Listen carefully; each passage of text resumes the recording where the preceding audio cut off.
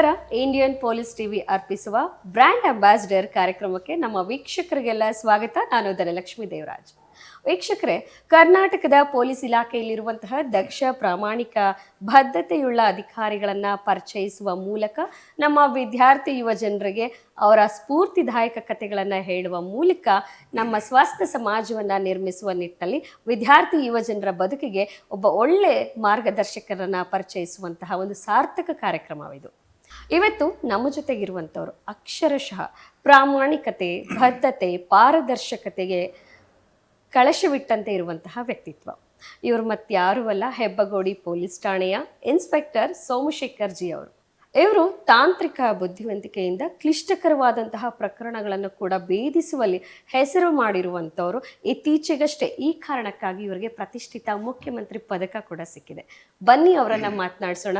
ನಮ್ಮ ವಿದ್ಯಾರ್ಥಿ ಯುವ ಜನತೆಗೆ ಮಾರ್ಗದರ್ಶಕವಾಗುವಂತಹ, ಮಾದರಿಯಾಗುವಂತಹ ವ್ಯಕ್ತಿತ್ವವನ್ನು ಪರಿಚಯ ಮಾಡಿಕೊಳ್ಳೋಣ. ಸರ್ ನಮಸ್ಕಾರ. ನಮ್ಮ ಬ್ರ್ಯಾಂಡ್ ಅಂಬಾಸಿಡರ್ ಕಾರ್ಯಕ್ರಮಕ್ಕೆ ತಮಗೆ ಆತ್ಮೀಯವಾದ ಆಧಾರದ ಹಾರ್ದಿಕ ಸ್ವಾಗತ ಸರ್. ನಮಸ್ತೆ ಎಲ್ಲ ವೀಕ್ಷಕರು.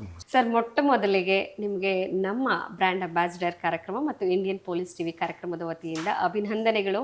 ಪ್ರತಿಷ್ಠಿತ ಮುಖ್ಯಮಂತ್ರಿ ಪದಕವನ್ನು ತಾವು ಪಡ್ಕೊಂಡಿದ್ದೀರಿ. ಹೇಗನ್ನಿಸ್ತು ಸರ್ ಆ ಕ್ಷಣ, ಆ ಪ್ರಶಸ್ತಿ ಬಂದಂತಹ ಸಂದರ್ಭ, ಅದ್ರ ಬಗ್ಗೆ ಹೇಳಿ ಸರ್. ತುಂಬ ಸಂತೋಷ ಮೇಡಮ್. ಪ್ರಶಸ್ತಿ ದಿನ ಆ ಸಮಯದಲ್ಲಿ it is most memorable time in our life. ನಮ್ಮ ಫ್ಯಾಮಿಲಿ, ನಮ್ಮ ಶ್ರೀಮತಿಯವರು, ನನ್ನ ಮಕ್ಕಳು, ನನ್ನ ತಂದೆ ತಾಯಿ, ನಮ್ಮೆಲ್ಲ ಫ್ಯಾಮಿಲಿಯವರು ಬಂದಿದ್ದರು. ಅದೊಂದು most memorable event in our life. ನಮ್ಗೆ ತುಂಬ ಸಂತೋಷ ಮೇಡಮ್. ಪ್ರತಿಯೊಬ್ಬ ಅಧಿಕಾರಿಗೂ ಕೂಡ ಅಂತಹದ್ದೊಂದು ಗೌರವ ಸಿಕ್ಕಂಥದ್ದು ನಿಜವಾಗ್ಲೂ ವೃತ್ತಿ ಜೀವನದ ಒಂದು ಮೈಲಿಗಲ್ಲ ಸರ್. ಖಂಡಿತ ಮೇಡಮ್, ಖಂಡಿತ. ಅದು ತುಂಬ ಸಂತೋಷ ಆಗುತ್ತೆ. ಹಾಗೆ ಜವಾಬ್ದಾರಿ ಕೂಡ ಹೆಚ್ಚಿಗೆ ಆಗುತ್ತೆ. ಈಗ ಪಬ್ಲಿಕ್ ಫೀಲ್ಡಲ್ಲಿ ನಾವು ಸಾರ್ವಜನಿಕ ಜೀವನದಲ್ಲಿ ಈ ಥರ ಒಂದು ಪ್ರಶಸ್ತಿಗಳು, ಪುರಸ್ಕಾರಗಳು ಸಿಕ್ಕಿದಾಗ ನಮಗೆ ಇನ್ನೂ ಹೆಚ್ಚಿನ ಜವಾಬ್ದಾರಿಗಳು ಜಾಸ್ತಿ ಆಗುತ್ತೆ. ಖಂಡಿತವಾಗ್ಲೂ ಸರ್, ನಿಮ್ಮ ನಿಜವಾದಂತಹ ಒಂದು ಸಾಮಾಜಿಕ ಕಳಕಳಿ, ನಿಮ್ಮ ಬದ್ಧತೆಗೆ ಸಿಕ್ಕಂತಹ ಒಂದು ಗೌರವ. ಹಾಗಾಗಿ ಮತ್ತೊಮ್ಮೆ ನಾನು ನಿಮ್ಮನ್ನು ಶ್ಲಾಘಿಸ್ತೀನಿ, ಅಭಿನಂದಿಸ್ತೀನಿ ಸರ್. ಸರ್, ಈಗ ನೀವು ಮೂಲತಃ ಶಿವಮೊಗ್ಗ ಜಿಲ್ಲೆಗೆ ಸೇರಿದಂಥವ್ರು. ನಿಮ್ಮ ತಂದೆ ಕೂಡ ಪೊಲೀಸ್ ಇಲಾಖೆಯಲ್ಲಿ ಇದ್ರು ಅಂತ ನಾವು ಕೇಳ್ಪಟ್ವಿ ನಿಮ್ಮ ಸಂಬಂಧಪಟ್ಟಂತೆ ವಿಷಯಗಳನ್ನ ಕಲೆಕ್ಟ್ ಮಾಡುವಾಗ. ನಿಮ್ಮ ಶಿಕ್ಷಣ, ನಿಮ್ಮ ಕುಟುಂಬ, ನಿಮ್ಮ ತಂದೆ ತಾಯಿ, ಇದ್ರ ಬಗ್ಗೆ ಒಂದು ಪರಿಚಯ ಮಾಡಿಕೊಡಿ ಸರ್. ಖಂಡಿತ ಮೇಡಮ್. ನಮ್ಮ ತಂದೆಯವರು ಪೊಲೀಸಲ್ಲಿ ಪೊಲೀಸ್ ಕಾನ್ಸ್ಟೇಬಲ್ ಆಗಿ ಎಸ್ ಆಗಿ ರಿಟೈರ್ಡ್ ಆಗಿದ್ದರು. ಅವರ ಕನಸು ನನ್ನ ಮಗ ಒಬ್ಬ ಪೊಲೀಸ್ ಆಫೀಸರ್. ಯಾಕೆಂದರೆ ಅವರು ಎಲ್ಲ ಬೇರೆ ಇನ್ಸ್ಪೆಕ್ಟರು, DSP ಆ ಥರ ಎಲ್ಲ ನೋಡಿರೋದ್ರಿಂದ ನನ್ನ ಮಗನೂ ಒಂದು ಡಿಪಾರ್ಟ್ಮೆಂಟಲ್ಲಿ, ಅವರು ಡಿಪಾರ್ಟ್ಮೆಂಟ್ ಅವರಿಗೆ ಬೇರೆ ಏನೋ ಥಾಟ್ ಇರಲಿಲ್ಲ. ಡಿಪಾರ್ಟ್ಮೆಂಟರಿಂದ ನನ್ನ ಮಗನೂ ಒಂದು ಪೊಲೀಸ್ ಆಫೀಸರ್ ಆಗಿ ನೋಡಬೇಕು ಅಂಥೇಳಿ ಒಂದು ಆಸೆ ಇತ್ತು. ಅದನ್ನು ನಾನು ಓದೆ. ದೇವರ ಆಶೀರ್ವಾದ ಹಾಗೂ ಹಿರಿಯರ ಆಶೀರ್ವಾದದಿಂದ ಒಂದು ಪೊಲೀಸ್ ಆಫೀಸರ್ ಇದೆ. ಈಗ ಕಾನ್ಸ್ಟೇಬಲ್ ಮಗ ಆಗಿ ನಾನು ಇನ್ಸ್ಪೆಕ್ಟರ್ ಆಗಿದ್ದೀನಿ. ನನ್ನ ಮಗ ಇನ್ನೂ ಇದಾಗಬೇಕು ಅಂತ ಅದು ನಮ್ಮದು ಒಂದು ಆಸೆ. ನನ್ನ ಮಗನೂ ನಿಮ್ಮ ತಂದೆ ನಿಮ್ಮ ಬಗ್ಗೆ ಆಸೆ ಪಟ್ಟಂಗೆ ನೀವು ನಿಮ್ಮ ಮಗನ ಬಗ್ಗೆ. ನನ್ನ ಮಗನಿಗೆ ಯಾವಾಗ ಹೇಳ್ತಾ ಇರ್ತೀನಿ, ನಮ್ಮ ತಂದೆ ಕಾನ್ಸ್ಟೇಬಲ್ ಆಗಿದ್ದು, ನಾನು ಇನ್ಸ್ಪೆಕ್ಟರ್ ಆಗಿದ್ದೀನಿ, ನೀನು ಇನ್ನೂ ಇದೇ ಇಲಾಖೆಯಲ್ಲಿ ಅಥವಾ ದೊಡ್ಡ ಮಟ್ಟದಲ್ಲಿ ಆದರೆ ನಮಗೆ ಸಂತೋಷ. ನೀನು ಇದೇ ರೀತಿಯಾಗಿ ಇಷ್ಟೇ ಆದರೆ ನಮ್ಗೆ ಯಾವತ್ತೂ ತಂದೆ ಅಲ್ಲ. ಈಗ ನಮ್ಮ ತಂದೆಗಿಂತನೂ ಒಂದು ಒಳ್ಳೆಯ ಪೊಸಿಷನಲ್ಲಿ ನಾನು ಹೋದೆ. ನನ್ನ ಮಗನೂ ನನಗಿಂತ ಒಂದು ಉತ್ತಮ ಇದಾದಾಗ ಯಾವಾಗಂದ್ರು ಪ್ರತಿ ತಂದೆ ತಾಯಿ ಖುಷಿ ಅದೇ ಅಲ್ಲ ಸರ್, ನಮ್ಮ ಮಕ್ಕಳು ನಮ್ಮನ್ನು ಮೀರಿಸ್ಬೇಕು, ಒಳ್ಳೆ ಪೊಸಿಷನ್ ಇರಬೇಕು ಅಂತ. ಸರ್, ನಿಮ್ಮ ತಾಯಿ, ನಿಮ್ಮ ಬಾಲ್ಯ, ನಿಮ್ಮ ಶಿಕ್ಷಣ, ಅದ್ರ ಬಗ್ಗೆ ಹೇಳಿ ಸರ್. ನಾವು ಸಣ್ಣದಿಂದನೂ ಶಿವಮೊಗ್ಗದಲ್ಲೇ ಹುಟ್ಟಿದ್ದು ಮೇಡಮ್. ಶಿವಮೊಗ್ಗದಲ್ಲೇ ಹುಟ್ಟಿದ್ದು, ಬೆಳೆದಿದ್ದು. ತುಂಬ ಹೆಚ್ಚಿನ ಕಾಲ ತುಂಬ ನಮ್ಮ ತಂದೆ ತುಂಬ ಸ್ಟ್ರಿಕ್ಟು, ತುಂಬ ಸ್ಟ್ರಿಕ್ಟು. ಅವರು ಸ್ಟ್ರಿಕ್ಟ್ ಇದರಲ್ಲೇ ನಾನು ತುಂಬ ಭಯದಲ್ಲೇ ತುಂಬ ಬೆಳೆದೆ. ನಾನು PUC ಆದಮೇಲೂ ಇದಾದಮೇಲೂ ಬಸ್ ಸ್ಟ್ಯಾಂಡ್ ಹತ್ರ, ಶಿವಮೊಗ್ಗದಲ್ಲಿ ಒಂದು ಬಸ್ ಸ್ಟ್ಯಾಂಡಲ್ಲಿ ಒಂದು ನನ್ನ ಫ್ರೆಂಡ್ ಯಾರೋ ಒಂದು ಸತಿ ಕರ್ಕೊಂಡೋಗಿ ಏನೋ ಒಂದು ಪರೋಟ ಏನೋ ಕೊಡಿಸಿದ್ರು. ನೆಕ್ಸ್ಟು ಬಾರಿ ಹೋಗೋಕ್ಕೆ ನನಗೆ ಮಾಮೂಲಿ ಪರೋಟ, ಈಗಿನ ಜನ್ರೇಷನ್ ಹಂಗಿಲ್ಲ. ನೆಕ್ಸ್ಟು ಹೋಗಲಿಕ್ಕೆ ನನಗೆ ಕೈ ಕಾಲೆಲ್ಲ ನಡುಕ್ತಾಯಿತ್ತು. ನಂಗೆ ಇನ್ನೂ ಇವತ್ತು ದಿನ ನೆನೆಸ್ಕೊತೀನಿ. ಅಷ್ಟು ಭಯದಲ್ಲಿ ನಮ್ಮ ತಂದೆ ತಾಯಿಯವರು ನಮಗೆ ಬೆಳೆಸಿ. ಅಪ್ಪ ಅಮ್ಮಂಗೆ ಗೊತ್ತಿಲ್ಲದೆ ಮಾಡೋದು, ಏನಾದರೂ ಮಾಡೋದಕ್ಕೆ ಭಯ ಕಾಡ್ತಾ ಇತ್ತು. ಇಲ್ಲ, ಏನು ಮಾಡಿಲ್ಲ. ಹೌದು, ತುಂಬ ಶಿಸ್ತು, ತುಂಬ ಹೆದರಿಕೆ, ತುಂಬ ಭಯದಲ್ಲಿ ಬೆಳೆಸು. ಓದಬೇಕು, ಮನೆಗೆ ಬರಬೇಕು, ಇನ್ ಟೈಮಲ್ಲಿ ಇರಬೇಕು, ಶಿಸ್ತಲ್ಲಿ ಬೆಳೆದೆ. ಅದು ನಮಗೆ ತುಂಬ ಮೋಟಿವೇಶನ್ ಆಗಿ ಎಜುಕೇಷನ್ ಇದರಲ್ಲೂ ನಾನು ಸಕ್ಸಸ್ ಆಗಿ. ಆ ಶಿಸ್ತು ನಿಮ್ಮ ಇವತ್ತಿನ ಸಾಧನೆಗೂ ಕೂಡ ಒಂದು ಮೆಟ್ಟಿಲಾಗಿದೆ ಅಂತ ಹೇಳ್ಬೋದಲ್ಲ ಸರ್? ಖಂಡಿತ ಮೇಡಮ್. ಈ ಸಂದರ್ಭದಲ್ಲಿ ನಾನೊಂದು ನೆನಪನ್ನು ಇದು ಮಾಡ್ಕೋತೀನಿ. ನನಗೇನು ಶಿಕಾರಿಪುರದಲ್ಲಿದ್ದೀವಿ ಆ ಟೈಮಲ್ಲಿ, ಶಿವಮೊಗ್ಗದಲ್ಲಿ. ನಮಗೆ ಜಾಬ್ ಆದಾಗ ಆ ದಿನ ರಾತ್ರಿ ನಮ್ಮ ತಂದೆಯವರಿಗೆ ರಾತ್ರಿ ಎಲ್ಲ ನಿದ್ದೆ ಬಂದಿಲ್ಲ. ಬೆಳಗಿನ ಜಾವ 2 ಗಂಟೆ 3 ಗಂಟೆಗೆ ವರ್ಗು ಒಂದು ಚೂರು ನಿದ್ದೆ ಮಾಡಲಿದ್ದಂಗೆ ಆ ಖುಷಿಯಲ್ಲಿ ಬೆಳಗ್ಗೆ ಎದ್ದರೆ ನನಗೆ ಎಲ್ಲ ವಿಶ್ ಮಾಡ್ತಾರೆ, ನನಗೆ ಕೇಳಬೇಕು ನನ್ನ ಮಗಂಗೆ ಹಿಂಗೆ ಅಪಾಯಿಂಟ್ ಆಗಿದೆ ಅಂತೇಳಿ ಅದೊಂದು ತುಂಬ ಖುಷಿಯಾಗಿ ಸಂಭ್ರಮ ಅವ್ರಿಗೆ, ನಾನು ಹೇಳಬೇಕು ನನ್ನ ಮಗನಿಗೆ ಇಂಥದ್ದೊಂದು ಹುದ್ದೆ ಸಿಕ್ಕಿದೆ ಅಂತ. ಸರ್, ನಿಮ್ಮ ಬಾಲ್ಯದ ಶಿಕ್ಷಣ, ಹೈಸ್ಕೂಲು, ಕಾಲೇಜು, ಈ MSc ಎಲ್ಲ ಎಲ್ಲಿ ಓದಿದ್ದು ಸರ್ ನೀವೆಲ್ಲ? ನಾನು ಬಾಲ್ಯದ ಶಿಕ್ಷಣ ಆದಿಚುಂಚನಗಿರಿ ಶಾಲೆ ಮೇಡಮ್, 1 to 10 ಶಿವಮೊಗ್ಗದಲ್ಲಿ ಆದಿಚುಂಚನಗಿರಿ. PUC ಬಂದು DVS ಕಾಂಪೋಸಿಟ್ ಅಂತೇಳಿ ಶಿವಮೊಗ್ಗದಲ್ಲಿ ಅಲ್ಲಿ ಓದಿದ್ದು. ನಂತರ ಸಹ್ಯಾದ್ರಿಯೊಳಗೆ BSc ನಾನು ಮಾಡಿದ್ದು ಸಹ್ಯಾದ್ರಿಯೊಳಗೆ. MSc ಬಂದು ಅಲ್ಲಿ ಶಿವಮೊಗ್ಗದಲ್ಲಿ ಕುವೆಂಪು ಯೂನಿವರ್ಸಿಟಿಯಲ್ಲಿ MSc ಮಾಡಿದ್ದು. ನಿಮ್ಮ ಈ ವಿದ್ಯಾಭ್ಯಾಸದಲ್ಲೆಲ್ಲ ಹೇಗೆ ನೀವು ಮುಂದೆ ಇದ್ರ ಶಾಲೆಯಲ್ಲಿ ನಿಮ್ಮ ಆಟಗಳು, ಕಲ್ಚರಲ್ ಪ್ರೋಗ್ರಾಮ್ ಎಲ್ಲ ಹೇಗೆ, ಯಾವುದು ಹೆಚ್ಚು ಆಸಕ್ತಿ ಇದ್ದಂಥದ್ದು ಸರ್? ಇಲ್ಲ ಮೇಡಮ್, ನಾವು ಸಣ್ಣದ್ರಿಂದನೂ ನಾವು ತುಂಬ ಕ್ರಿಕೆಟ್ ಅಂದರೆ ತುಂಬ ಪ್ರಾಣ. ಕ್ರಿಕೆಟ್ ತುಂಬ ಆಡಿದ್ವಿ. ಬಟ್ ಯಾವುದೇ ಒಂದು ಕಾಂಪಿಟೇಷನಲ್ಲಿ, ಯಾವುದೇ ಒಂದು ಸ್ಪೋರ್ಟಲ್ಲಿ, ಒಂದು ರನ್ನಿಂಗಲ್ಲಿ ಎಲ್ಲದರಲ್ಲೂ ನಾನು ಇದ್ದೆ, ಯಾವುದ್ರಲ್ಲೂ ಇರಲಿಲ್ಲ. ಬಟ್ ನಾನು ಅದನ್ನು ಭಾಗವಹಿಸ್ಬೇಕು, ಇದು ಮಾಡಬೇಕು, ಅದರಲ್ಲಿ ಇದು ಮಾಡಬೇಕು ಅನ್ನೋದು ಒಂದು ಸ್ವಲ್ಪ ಹಿಂಜರಿಕೆ, ಸ್ವಲ್ಪ ಸಂಕೋಚ ಮನೋಭಾವ ಇದು ಮಾಡ್ತಾಯಿತ್ತು, ಸಂಕೋಚ ಮನೋಭಾವ ಇತ್ತು ನನ್ನಲ್ಲಿ. ಸೊ ಹಂಗಾಗಿ ಇದು ಮಾಡ್ತಿಲ್ಲ, ಕ್ರಿಕೆಟ್ ಆಡ್ತಾಯಿದ್ವಿ. ಆಮೇಲೆ ಬಾಲ್ಯದಲ್ಲಿ ಹೆಚ್ಚಿನಾಗಿ ಕ್ರಿಕೆಟ್ ಆಡ್ಕೊಂಡು ಯಾವುದ್ರಲ್ಲೂ ಬೇರೆ ಯಾವುದೋ ಸ್ಪೋರ್ಟ್ ಇದರಲ್ಲಿ ಇರಲಿಲ್ಲ. ಬಟ್ ಆದರೆ ಯಾವುದೇ ಎನಿ ಸ್ಪೋರ್ಟ್ ಕೊಟ್ಟರು ನಾವು ಮಾಡ್ತಾಯಿದ್ವಿ. ಕಾಂಪಿಟೇಷನಲ್ಲೂ ನಾನು ಸ್ವಲ್ಪ ಪಾಲ್ಗೊಳ್ಳಲಿಕ್ಕೆ, ಯಾವುದೇ ಇದು ಮಾಡಲಿಕ್ಕೆ ಹಿಂಜರಿಕೆ ಮಾಡ್ತಾಯಿದ್ವಿ. ಬಟ್ ಈ ಸಂದರ್ಭದಲ್ಲಿ ನನಗೊಂದು ಮೋಸ್ಟ್ ಮೆಮೊರಬಲ್ ಅಂದರೆ, ನಮ್ಮಲ್ಲಿ ಸಣ್ಣದ್ರಿಂದನೂ ಈ ಪೊಲೀಸ್ ಇದರಲ್ಲಿ ಮೈದಾನದಲ್ಲಿ ಈ ಡಿಸ್ಟಿಕ್ ಸ್ಪೋರ್ಟ್ಸ್ ಮೀಟ್ ಆದಾಗ ಇಲ್ಲೂ ಸ್ಲೋ ಮೋಟ್ರ್ ಸೈಕಲ್, ನಮ್ಮ ಶಿವಮೊಗ್ಗದಲ್ಲಿ ಸ್ಲೋ ಮೋಟ್ರ್ ಸೈಕಲ್ ಮಾಡ್ತಾರೆ. ಸ್ಲೋ ಮೋಟ್ರ್ ಸೈಕಲ್ ಮಾಡಿದಾಗ ಒಬ್ಬರು ಪುರುಷೋತ್ತಮ ಅಂತ ಇನ್ಸ್ಪೆಕ್ಟರ್ ಇದ್ರು. ಯಾವಾಗ್ಲೂ ಸ್ಲೋ ಮೋಟ್ರ್ ಸೈಕಲ್ ಅಂದರೆ ಕಾಲು ಕೆಳಗಡೆ ಬಿಡಬಾರ್ದು, ಯಾವಾಗಲೂ ನಿಂತ್ರೆ ಹಿಂಗೆ ಇಷ್ಟಾಗ ಯಾರು ಬಂದರೂ ಅವ್ರಿಗೆ ಬೀಟ್ ಮಾಡೋಕ್ಕೆ. ಸಣ್ಣದ್ರಿಂದ ಸುಮಾರು ವರ್ಷ ಅವ್ರು ಅಲ್ಲೇ ಇದ್ದರು, ಅವರೇ ಗೆಲ್ತಾಯಿದ್ರು. ನಾನು ಗಾಡ್ ಗ್ರೇಸ್ ನಾನು ಅಲ್ಲಿ ಶಿಕಾರಿಪುರಕ್ಕೆ ಹೋದೆ, ಶಿವಮೊಗ್ಗ ಡಿಸ್ಟಿಕಲ್ಲಿ 1 ವರ್ಷ ಆಯ್ತು. ಪಾರ್ಟಿಸಿಪೇಟ್ ಮಾಡಬೇಕು ಅಂತ ಮಾಡಲಿ. ನೆಕ್ಸ್ಟ್ ವರ್ಷ ನಾನು ಏನಾದ್ರು ದೇವ್ರ ಪ್ರಾಕ್ಟೀಸ್ ಮಾಡೋದು, ಬೆಳಗ್ಗೆ 1 hour ನಾನು ಪ್ರಾಕ್ಟೀಸ್ ಮಾಡಿದೆ. ಬೆಳಗ್ಗೆ ಹೋಗಿ ನಿಂತೆ. ಯೂಶ್ವಲಿ ಏನು ಮಾಡ್ತಾಯಿದ್ರು, ಯಾವಾಗಲೂ ಒಂದನ್ನು 4 ರಿಂದ 5 ಜನ, 7 ಜನ 8 ಜನ ಆಫೀಸರ್ಸ್ ಅಷ್ಟೇ ಅದ್ರೊಳಗೆ. ಆ ವರ್ಷದಲ್ಲಿ ಏನಾಯಿತು, ಈ ಪ್ರೊಬೆಷನರಿ ಸಬ್ ಇನ್ಸ್ಪೆಕ್ಟರ್ಗಳು ಬಂದಿರು ಒಂದು 35. ನಾನು ಒಂದು 5-6 ಜನ ಇರ್ತಾರೆ. ಈ ಸತಿ ಏನಾದ್ರು ಪಾರ್ಟಿಸಿಪೇಟ್ ಮಾಡೋಣ ಅಂತ ಹೋದರೆ ಎಲ್ಲ ಪ್ರೊಬೆಷನರಿ ಸಬ್ ಇನ್ಸ್ಪೆಕ್ಟರ್ಗಳೆಲ್ಲ ಬಂದು ಒಂದು ಲೈನ್ ಹಚ್ಬಿಟ್ರು. ಎಲ್ಲ ಜಾಸ್ತಿ ಆಗೋಯ್ತು. ಆಯಿತು, ಇದೆಲ್ಲ ಬಂದಿದ್ದೀನಿ, ಏನಾಗಲ್ಲ ಅಂತ. ಬಟ್ ನಾನು ಸ್ಟಾರ್ಟ್ ಮಾಡಿದೆ. ಮೈಂಡ್ ಸ್ಟ್ರಾಂಗ್ ಆಗಿಟ್ಕೊಂಡು ನಾನು ಗೆಲ್ಲಬೇಕು, ನಾನು ಈ ಪಾರ್ಟಿಸಿಪೇಟ್ ಮಾಡಿದ್ದೀನಿ, ಫಸ್ಟ್ ಟೈಮ್ ಧೈರ್ಯವಾಗಿ ಬಂದಿದ್ದೀನಿ ಸ್ಪೋರ್ಟಲ್ಲಿ. ಯೂಶ್ವಲಿ ನಾನು ಸಂಕೋಚವನ್ನು ಪಾರ್ಟಿಸಿಪೇಟ್ ಮಾಡಬೇಕು ಅಂತೇಳಿ ಮಾಡಿದೆ. ಮಾಡಾದ್ಮೇಲೆ ನನಗೆ ಹಿಂದಗಡೆಯಿಂದ ಎಲ್ಲ ಜನ ಬಂದು ಓ ಅಂತ ಕಿರಿಸೋದು, ನನಗೆ ಗೊತ್ತಿಲ್ಲ. ಅವಾಗ ಅವರು ಹಿಂದಗಡೆ ಅವರು ಸ್ಫೂರ್ತಿ ಮಾಡ್ಕೊಂಡು ವಿಜುವಲ್ ಹೊಡ್ಕೊಂಡು ತುಂಬ ಜನ, 500-600 ಜನ ಅವರೆಲ್ಲ ಮಾಡ್ಕೊಂಡು. ಯಾಕಂದರೆ ನಾನು ಸಣ್ಣದಿಂದ ನಾನು ಅಲ್ಲೇ ಹುಟ್ಬಿಡ್ತಿದ್ದು. ಎಲ್ಲರೂ ಔಟ್ ಆಗ್ಬಿಟ್ಟಿದ್ದಾರೆ, ನೀವು ಒಬ್ಬರೇ ಇದ್ದಾರೆ, ನೀವು. ನಾನು ಹಂಗೆ ಫುಲ್ ಸ್ಟ್ರಕ್ಕಾಗಿ ನಿಂತ್ಬಿಟ್ಟಿದೆ. ಯಾರು ಪುರುಷೋತ್ತಮ ಅಂತೇಳಿ ಪ್ರತಿ ವರ್ಷ ಗೆದ್ದಿದ್ರು ಅವರು ಇದಾಗಿದ್ರು. ಸೊ ಅದೊಂದು ಮೋಸ್ಟ್ ಮೆಮೊರಬಲ್ ಇವೆಂಟ್. ಸೊ ಏನು ರೆಕಾರ್ಡ್ ಮಾಡಿದ್ರೆ ಅವ್ರ ರೆಕಾರ್ಡನ್ನು ನೀವು ಬ್ರೇಕ್ ಮಾಡಿ, ಅದು ಆ ಈವೆಂಟ್ ಆದಮೇಲೆ ಮೇಡಮ್ ನನಗೆ ಯಾವುದೇ ಒಂದು ಪಾರ್ಟಿಸಿಪೇಟ್ ಮಾಡಬೇಕು, ಇದು ಮಾಡಬೇಕು ಅಂದರೆ ನನ್ನಲ್ಲಿ ನನಗೆ ಕಾನ್ಫಿಡೆನ್ಸ್ ಬಂತು. ನಾನು ಎಲ್ಲೇ ಡಿಸ್ಟಿಕಲ್ಲಿ ಎಲ್ಲೇ ಆದ್ರೂ ಶಟ್ಲ್ ಕಾಕು, ಬ್ಯಾಡ್ಮಿಂಟನ್ ಇದರಲ್ಲಿ ಯಾವಾಗಲೂ ನಾನೇ ವಿನ್ ಆಗ್ತಾಯಿದ್ದೆ. ಡಿಸ್ಟ್ರಿಕ್ಟ್ ಸ್ಪೋರ್ಟ್ಸಲ್ಲಿ ಯಾವಾಗಲೂ ಸಿಂಗಲ್ಸ್, ಡಬಲ್ಸ್ ನಾವು ವಿನ್ ಆಗ್ತಾಯಿದ್ವಿ. ಎನಿ ಸ್ಪೋರ್ಟ್ಸ್ ಯಾವುದೇ ಇದ್ರೂ ಅದರಲ್ಲಿ ಪಾರ್ಟಿಸಿಪೇಟ್ ಮಾಡ್ತೀವಿ, ಇನ್ನೂ ಮಾಡಿದ್ವಿ. ಎಸ್ ಸರ್, ನೀವು 2005ರಲ್ಲಿ ನಿಮ್ಮದು ಅಪಾಯಿಂಟ್ ಆಗುತ್ತೆ. ಆನಂತರ ನೀವು ಶಿಕಾರಿಪುರ, ದಾವಣಗೆರೆ, ಬಳ್ಳಾರಿ ಹೀಗೆ ಹಲವು ಕಡೆ ಕೆಲಸ ಮಾಡ್ತೀರಿ. ಬೆಂಗಳೂರು ಕೂಡ ನಿಮ್ಮ ವೃತ್ತಿ ಜೀವನ ಬಂದಿದೆ.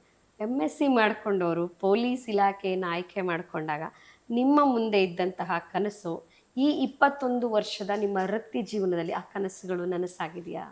ಏನು ಕನಸಿತ್ತು? ಕನಸು ಅಂದರೆ ಮೇಡಮ್, ಈಗ ನಮ್ಮ ತಂದೆಯವರು ಸಣ್ಣದ್ರಿಂದ ನಾನು ಪೊಲೀಸ್ ಇಲಾಖೆ ಎಲ್ಲ ನೋಡೋದ್ರಿಂದ ನಾನೊಂದು ಆಫೀಸರ್ ಆಗಬೇಕು, ಒಂದು ಉತ್ತಮ ಸೇವೆ ಸಲ್ಲಿಸಬೇಕು, ತಂದೆ ತಾಯಿ ಮತ್ತು ನಮ್ಮ ಫ್ಯಾಮಿಲಿಗೆಲ್ಲ ಪ್ರೌಡ್ ಅನಿಸ್ಬೇಕು. ಅದು ವೃತ್ತಿ ಜೀವನ ನನಗೆ ತುಂಬ ಸ್ಯಾಟಿಸ್ಫ್ಯಾಕ್ಷನ್ ಆಗಿದೆ ಮೇಡಮ್. ತುಂಬ ಸಂತೋಷ ಆಗಿದೆ, ತೃಪ್ತಿಯಾಗಿದೆ. ಸೊ ವೃತ್ತಿ ಜೀವನದಲ್ಲಿ ನಿಮ್ಮೆಲ್ಲ ಕನಸುಗಳನ್ನ ಈಡೇರಿಸ್ಕೊಂಡಿದ್ದೀರಿ? ಖಂಡಿತ ಮೇಡಮ್. ಎಲ್ಲ ನಮ್ಮ ದೇವರ ಆಶೀರ್ವಾದ, ನಮ್ಮ ತಂದೆ ತಾಯಿ, ನಮ್ಮ ಫ್ಯಾಮಿಲಿ ಎಲ್ಲರ ಸಹಕಾರದಿಂದ ನಾನು ಏನು ಅಂದ್ಕೊಂಡಿದ್ದೀನಿ ಎಲ್ಲದನ್ನು ಸಂತೃಪ್ತಿ ತಂದಿದೆ ಮೇಡಮ್. ಎಸ್ ಸರ್, ನೀವು ಹೆಬ್ಬಗೋಡಿಗೆ, ನೀವು ಬೆಂಗಳೂರಿಗೆ ಬಂದಿದ್ದು ಯಾವಾಗ ಸರ್? ಬೆಂಗಳೂರಿಗೆ ಬಂದು 2017ನಲ್ಲಿ. ಬೆಂಗಳೂರು ಮತ್ತು ನೀವು ಹಳ್ಳಿಯ ಪ್ರದೇಶ ಎರಡು ಕಡೆ ಕೂಡ ಕೆಲಸ ಮಾಡಿದ್ದೀರಿ. ಏನು ವ್ಯತ್ಯಾಸ ಸರ್ ಹಳ್ಳಿ ಮತ್ತು ನಗರ? ಈಗ ಮುಂಚೆ ಎಲ್ಲ ಡಿಸ್ಟಿಕಲ್ಲೆಲ್ಲ ಮಾಡಿದಾಗ, ಬೆಂಗಳೂರಲ್ಲಿ ಯಾವುದೋ ಒಂದು ಕೇಸಲ್ಲಿ ಬಂದಾಗ, ಯಾವುದೋ ಒಂದು ಬೆಂಗಳೂರು ಆಫೀಸರ್ ಮಾತಾಡಿದಾಗ ನಾವು ಅಲ್ಲಿ ತುಂಬ, ನಾನು ಸ್ವಲ್ಪ ಮಾತು ಕಡಿಮೆ, ಅವರೆಲ್ಲ ತುಂಬ ಬೆಂಗಳೂರಲ್ಲಿ ತುಂಬ ಫಾಸ್ಟಾಗಿ ತುಂಬ ಮಾತಾಡ್ತಾಯಿದ್ರು. ತುಂಬ ಯಾವುದೋ ಒಂದು ಕೇಸಲ್ಲಿ 2 ಕೇಸಲ್ಲಿ ಬಂದಾಗ ಇದು ಮಾಡಿದಾಗ ಸೊ ನಾವು ಆ ಥರ ಇಲ್ಲಿ ಬೆಂಗಳೂರು ಬಂದರೆ ನಾವು ಸಕ್ಸಸ್ ಆಗ್ತೀವ, ನಮಗೆ ಮಾಡಲಿಕ್ಕೆ ಸಾಧ್ಯ ಆಗತ್ತಾ ಬೆಂಗಳೂರು ನಗರದಲ್ಲಿ ಅಂತ ನಮಗೆ ಸ್ವಲ್ಪ ಅದು ನನಗೆ ಒಂದು ಸ್ವಲ್ಪ ನನಗೆ ಪ್ರಶ್ನೆ ಯಾವಾಗಲೂ ಕಾಡ್ತಾಯಿತ್ತು. ಬಟ್ ಬೆಂಗಳೂರು ನಗರಕ್ಕೆ ಬಂದ್ವಿ. ಬಸವೇಶ್ವರ ನಗರದಲ್ಲಿ ಫಸ್ಟ್ ಸ್ಟೇಷನಲ್ಲಿ ನನಗೆ ತುಂಬ ಅತೀವಾದ ತೃಪ್ತಿ ಇದೆ. ತುಂಬ ಒಳ್ಳೆ ಕೆಲಸ ಮಾಡಿದ್ವಿ, ತುಂಬ ಕ್ರೈಮ್ ಡಿಟೆಕ್ಷನ್ ಮಾಡಿದ್ವಿ. ರೋಚಕ ಪ್ರಕರಣಗಳ ನೆನಪಿದೆಯಂತೆ ನಿಮ್ಮ ಆ ವಿಭಾಗದಲ್ಲಿ ಕೆಲಸ ಮಾಡುವಾಗ, ಅವುಗಳ ಬಗ್ಗೆ ಹೇಳ್ತೀರಾ? ಬಸವೇಶ್ವರ ನಗರದಲ್ಲಿ ಒಂದು ಚೈನ್ ಸ್ನ್ಯಾಚಿಂಗ್ ಕೇಸ್ ಹಿಡಿದ್ವಿ ಮೇಡಮ್, ರೆಡ್ ಹ್ಯಾಂಡ್ ಆಗಿ. ಸುಮಾರು ಒಂದು 48 ಕೇಸು ಡಿಟೆಕ್ಷನ್ ಆಯಿತು. ಈಗ ಇವತ್ತಿನ ದಿನದಲ್ಲಿ ತುಂಬ ಕಷ್ಟ. 2.5 kg ಅದೊಂದೇ ಕೇಸಲ್ಲಿ ಗೋಲ್ಡ್ ಡಿಟೆಕ್ಷನ್ ಮಾಡಿ, ಅದು ನನಗೆ ಅತೀವಾದ ಸಂತೋಷ. ಎಷ್ಟನೇ ಇಸ್ವಿನಲ್ಲಿ ಸರ್ ಅದು? 2018ನಲ್ಲಿ. ಓಕೆ, ಬಿಫೋರ್ ಕೋವಿಡಲ್ಲಿ ಆಗಿದ್ದಂಥದ್ದು. ಸರ್, ಪ್ರತಿ ಬಾರಿ ಪ್ರಕರಣಗಳನ್ನು ನೀವು ಭೇದಿಸುವಾಗ ಹೇಗೆ ನೀವು ತಯಾರಿಯನ್ನು ಮಾಡ್ಕೊಳ್ತೀರಿ? ಈಗ ದಿನನಿತ್ಯ ಜೀವನದಲ್ಲಿ ನಮಗೆ ಇದೇ ಥರ ಕೇಸ್ ಬರುತ್ತೆ ಅಂತ ನಮಗೆ ಗೊತ್ತಿರಲ್ಲ ಮೇಡಮ್. ಬಂದಾದ್ಮೇಲೆ ಗೊತ್ತಾಗಿರುತ್ತೆ ಕೆಲವೊಂದು ಪ್ರಕರಣಗಳು, ಕೆಲವೊಂದು ಕೊಲೆ ಯಾರಿದ್ದಾರೆ ಅದರಿಂದ ಅಂತ ನಮ್ಗೆ ಗೊತ್ತಿಲ್ಲ. ಕಂಪ್ಲೇಂಟ್ ಕೊಟ್ಟರೆ ಆರೋಪಿಯಾಗಿರ್ತಾರೆ. ಸೊ ನಮಗೆ ಗೊತ್ತಿಲ್ಲ. ಕೆಲವೊಂದು ಟೈಮಲ್ಲಿ ನಮಗೆ ಕೆಲವೊಂದು ಕೇಸಲ್ಲಿ ಆ ದಿನ ಕಳೆದಂಗೆ ಏನಿದೆ, ಯಾರಿರ್ಬೋದು ಆರೋಪಿಗಳು ಯಾರಿರ್ಬೋದು. ಈಗ ನಾನು ಹೇಳ್ದಂಗೆ ಹೆಬ್ಗೋಡಿಯಲ್ಲಿ ಒಂದು ಡಬಲ್ ಮರ್ಡರ್ ಆಗಿತ್ತು. ಅದರಲ್ಲಿ ನಾವು ಎರಡು ದಿನಕ್ಕೆ ಬಿಟ್ಟಂಗೆ ಬೇರೆ ಅವ್ರಿಗೆ ಕಾಂಟ್ಯಾಕ್ಟ್ ಇಲ್ಲ. ಬಟ್ ನಮಗೆ ನಾವು ಅಂದ್ಕೊಂಡಿಲ್ಲ 2 ಪ್ರಕರಣದಲ್ಲಿ ಒಬ್ಬನೇ ಆರೋಪಿ ಅಂತ. ಸೊ ಅದು 2 ಕೇಸಲ್ಲಿ ಅಟ್ ಎ ಟೈಮ್ ಪ್ಯಾರಲಲ್ ಆಗಿ ನಾವು ಹೋದಾಗ ಯಾವುದೋ ಒಂದು ಮೂವಿಯಲ್ಲಿ ಸಿಕ್ಕಂಗೆ ಆ ಥರ ನನಗೆ ಇವ್ರದ್ದು 2 ಇದರಲ್ಲಿ ಇವ್ರದ್ದು ಹೆಸರು ಬರುತ್ತೆ. ಸೊ ಆ ಥರ ಎಲ್ಲ ಪ್ರಕರಣಗಳೆಲ್ಲ ಮಾಡಿದ್ವಿ ಮೇಡಮ್. ಆ ಕೇಸಿಗೆ ಸಂಬಂಧಪಟ್ಟಂಗೆ ಅವಾಗ ನಮಗೆ ಯಾವ ಥರ ಮಾಡಬೇಕು, ಯಾವ ಥರ ಈ ಕೇಸಲ್ಲಿ ಮುಂದೆ ಹೋಗ್ಬೇಕು ಅಂದ್ಕೊಂಡು ಹೇಳಿ ಅದನ್ನು ನಾವು ಮುಂದೆ ಮಾಡಿದ್ವಿ. ಎಸ್ ಸರ್, ನೀವು ಹೆಬ್ಬಗೋಡಿಗೆ ಬರ್ತೀರಿ. ಬಂದ ತಕ್ಷಣ ನಿಮಗೆ ಇಲ್ಲಿ ಕಾಣೋದು IT-BT ಕಂಪನಿಗಳು, ಜನದಟ್ಟಣೆ. ಸೊ ಇಲ್ಲಿ ಕೆಲಸ ಮಾಡೋದು ಸುಲಭದ ಮಾತಲ್ಲ, ತುಂಬ ಸೂಕ್ಷ್ಮವಾದಂತಹ ವಾತಾವರಣ ಇರುತ್ತೆ. ಅದರಲ್ಲೂ ಇಲ್ಲಿ ಪ್ರಧಾನಮಂತ್ರಿಗಳು ಹೀಗೆ ಬೇರೆ ಬೇರೆ ಐ ಪ್ರೊಫೈಲ್ ಜನರು ಬಂದಾಗ ಬಂದೋಬಸ್ತ್ ಮಾಡಬೇಕಾಗುತ್ತೆ, ಪ್ರತಿಭಟನೆಗಳಿರುತ್ತೆ, ಈ ಗಲಭೆಗಳು ಇವೆಲ್ಲನ ಹೇಗೆ ನಿಭಾಯಿಸಿದ್ರಿ? ಆ ಚಾಕಚಕ್ಯತೆ ಹೇಗಿರಬೇಕು ಸರ್ ಒಬ್ಬ ಅಧಿಕಾರಿಗೆ? ಖಂಡಿತ ಮೇಡಮ್. ಹೆಬ್ಗೋಡಿ ತುಂಬ ಒಂದು ಹೆವಿ ಸ್ಟೇಷನ್ನು, ಕ್ರೈಮ್ ರೇಟು ತುಂಬ ಜಾಸ್ತಿ ಇದೆ ಅಲ್ಲಿ. ಮತ್ತು Hebbagodi city border madam, city border, ಪ್ರತಿಷ್ಠಿತ ಬಯೋಕಾನ್ ಇದೆ, ನಾರಾಯಣ NH ಹಾಸ್ಪಿಟಲ್ ಇದೆ. ಸೊ ಬೊಮ್ಮಸಂದ್ರ ಇಂಡಸ್ಟ್ರಿಯಲ್ ಏರಿಯಾ ಇದೆ. ಸೊ ಒಂದು ಕಡೆ ಮೇಡಮ್ ಈ ವ್ಯಾಪ್ತಿನೂ ತುಂಬ ದೊಡ್ಡದು, ಒಂದು ಕಡೆ ವಿಪರೀತವಾದ ದಟ್ಟಣೆಗಳು. ಹೆಬ್ಗೋಡಿ ಸುತ್ತಮುತ್ತ ತಿರುಪಾಳ್ಯ ಮತ್ತು ಕಾಶನಕನಹಳ್ಳಿ, ಯಾರಂಡಹಳ್ಳಿ ಇದೆ. ತುಂಬ ಈ ಬೊಮ್ಮಸಂದ್ರ ಇಂಡಸ್ಟ್ರಿಯಲಿಗೆ ಅಟ್ಯಾಚ್ ಆದಂಗೆ ತುಂಬ ಈ ನಾರ್ತ್ ಇಂಡಿಯನ್ಸು, ತುಂಬ ಲೇಬರ್ ಕ್ಲಾಸು, ತುಂಬ ತಿಗ್ಲಿ ಪಾಪಡ್. ಇನ್ನೊಂದು side vast area madam. So ಯಾವಾಗಲೂ ಚಾಲೆಂಜಿಂಗ್, ತುಂಬ ಕ್ರೈಮ್ ಡಿಫ್ರೆಂಟ್ ಕ್ರೈಮ್ ಆಗ್ತಾ ಇರ್ತವೆ madam. So it is a challenging. ಏನಂದರೆ ನಾವು ತಕ್ಷಣ ಸ್ಪಾಟಿಗೆ ಹೋಗಿ ತಕ್ಷಣ ಅದನ್ನು ಅಟೆಂಡ್ ಮಾಡಿದಾಗ ನಮಗೆ ಒಂದಲ್ಲ ಒಂದು ಕ್ಲೂ, ಏನೇ ಇನ್ಸಿಡೆಂಟ್ ಆದ್ರೂ ಈಗ ನ್ಯೂಟನ್ಸ್ ತರಲ ಇದ್ದಂಗೆ ಆಪೋಸಿಟ್ ರಿಯಾಕ್ಷನ್ ಅಂತೇಳಿ ಏನಾದ್ರು ಒಂದು ಕ್ಲೂ ಬಿಟ್ಟೋಗಿರ್ತಾನೆ ಆರೋಪಿ. ಅಂದ್ರೆ ಪ್ರತಿ ಅಪರಾಧಿ ತಾನು ಎಷ್ಟೇ ಬುದ್ಧಿವಂತಿಕೆಯಿಂದ ಮಾಡಿದ್ರು ಕೂಡ ಏನಾದ್ರೂ ಒಂದು ತಪ್ಪು ಮಾಡಿರ್ತಾನೆ. ಬಟ್ ಆ ಸ್ಪಾಟಲ್ಲಿ ನಾವು ಅದನ್ನು ಸೂಕ್ಷ್ಮವಾಗಿ ಗಮನಿಸಿ ಅದನ್ನು ಫಾಲೋ ಅಪ್ ಮಾಡ್ತಾ ಹೋದಾಗ ನಮ್ಗೆ ಇದಾಗುತ್ತೆ. ಒಬ್ಬ ಅಧಿಕಾರಿಗೆ ಆ ಪ್ರಕರಣಗಳನ್ನು ಹಾಗೆ ಭೇದಿಸುವಾಗ, ಆ ಒಂದು ಸ್ಥಳ ಪರಿಶೀಲನೆ ಮಾಡಬೇಕಾದ್ರೆ ಎಷ್ಟು ತಾಳ್ಮೆ ಬೇಕಾಗತ್ತೆ ಸರ್? ತಾಳ್ಮೆ ಬೇಕು ಮೇಡಮ್. ಮತ್ತು ಯಾವುದೇ ಕಾರಣಕ್ಕೆ ನಾವು ನಮ್ಮ ವೃತ್ತಿ ಜೀವನದಲ್ಲಿ ನಮಗೆ ಕಾನ್ಫಿಡೆನ್ಸ್ ಇರಬೇಕು. ನಾವು ಟೆನ್ಷನ್ಗೆ ಒಳಗಾಗಬಾರ್ದು, ಒತ್ತಡಕ್ಕೆ ಒಳಗಾಗಬಾರ್ದು. ಆ ಸಿಚುವೇಷನಲ್ಲಿ ಬಂದಾಗ, ಆ ಪರಿಸ್ಥಿತಿಯಲ್ಲಿ ನೋಡಿದಾಗ ನಾವು ಸೂಕ್ಷ್ಮವಾಗಿ ನಾವು ಅದನ್ನು ಸೇಫ್ ಗಾರ್ಡ್ ಮಾಡಿ ಅಲ್ಲಿ ಏನು ಎವಿಡೆನ್ಸ್ ಸಿಗುತ್ತೆ ಅದನ್ನು ಹೇಳಿ ಮಾಡಬೇಕು. ಮತ್ತು ನಮ್ಮ ಸ್ಟಾಫು, ನಮ್ಮ ಆಫೀಸರ್ಗೂ ಅಷ್ಟೇ ನಾವು ಇನ್ಸ್ಪೈರ್ ಮಾಡಿ ಅವರಿಗೆ ಒತ್ತಡ ಹಾಕ್ಬಾರ್ದು. ಬಟ್ ಒತ್ತಡ ಅದನ್ನು ಹೆಲ್ತಿಯಾಗಿ ನಮಗೆ ಅದನ್ನು ಅವರು ಪಾಸಿಟಿವ್ ಮಾಡಬೇಕು ಅಂತ ಮೋಟಿವೇಟ್ ಮಾಡಿ ನಾನು ಅದನ್ನು ಮಾಡಿ ಅದನ್ನು ಇದು ಮಾಡ್ತೀನಿ. ಸೊ ನೀವು ಮುಂದೆ ನಿಂತು ನಿಮ್ಮ ಇಡೀ ಟೀಮನ್ನು ಕರೆದೊಯ್ಯುವಂತಹ ಕೆಲಸವನ್ನು ಮಾಡಬೇಕು. ಖಂಡಿತ. Yes sir. ಸರ್, ಈ ಹೆಬ್ಬಗೋಡಿ ಅನ್ನುವಂಥದ್ದು ಇತ್ತೀಚೆಗಷ್ಟೇ ನಗರ ಪ್ರದೇಶಕ್ಕೆ ಸೇರ್ಕೊಂಡಿರುವಂಥದ್ದು. ಇಲ್ಲಿ ಅತಿ ಹೆಚ್ಚು ವಿದೇಶಿ ವಾಸಿಗಳು ಇಲ್ಲಿ ನೆಲೆಸಿರುವಂತಹ ಸಾಧ್ಯತೆಗಳನ್ನ, ಪ್ರಕರಣಗಳನ್ನ ನಾವು ನೋಡಿದ್ದೀವಿ, ನೀವು ಭೇದಿಸಿದ್ದೀರಿ. ಇದೊಂಥರ ಕ್ಷಿಪ್ರ ಕಾರ್ಯಾಚರಣೆಯನ್ನು ನೀವು ಮಾಡಿದ್ದೀರಿ.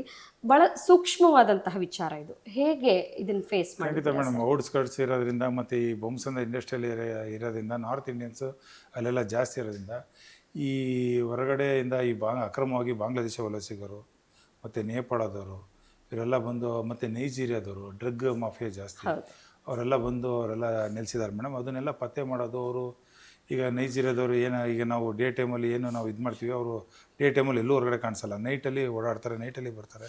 So it is a challenging. So ಅದನ್ನು ಅವರನ್ನು ಪತ್ತೆ ಹಚ್ಚೋದಕ್ಕೆ ನೀವು ಅನುಸರಿಸುವಂತಹ ಮಾನದಂಡಗಳೇನು ಸರ್? ಮಾನದಂಡ ಅಂದರೆ ಮೇಡಮ್, ಈಗ ಈ ಅಕ್ರಮವಾಗಿ ವಲಸಿಗರು ಅವರು ಆ್ಯಕ್ಚುಲಿ ಅವರೇನು ಇಲ್ಲಿ ಬಂದು ಇಲ್ಲಿ ಎಜುಕೇಷನ್ ಮಾಡೋದಿಲ್ಲ. ಈಗ ಅವರಲ್ಲಿ ಬಂದು ನೆಲೆಸಿ ಹೇಳಿ ಈಗ ಅವರು ಯಾವುದೋ ಆಧಾರ್ ಕಾರ್ಡು ಪಾನ್ ಕಾರ್ಡು ಬೇರೆ ಕಡೆಯಿಂದ ಬೇರೆ ರಾಜ್ಯದಿಂದ ಎಲ್ಲ ಮಾಡಿಸ್ಬೋದು.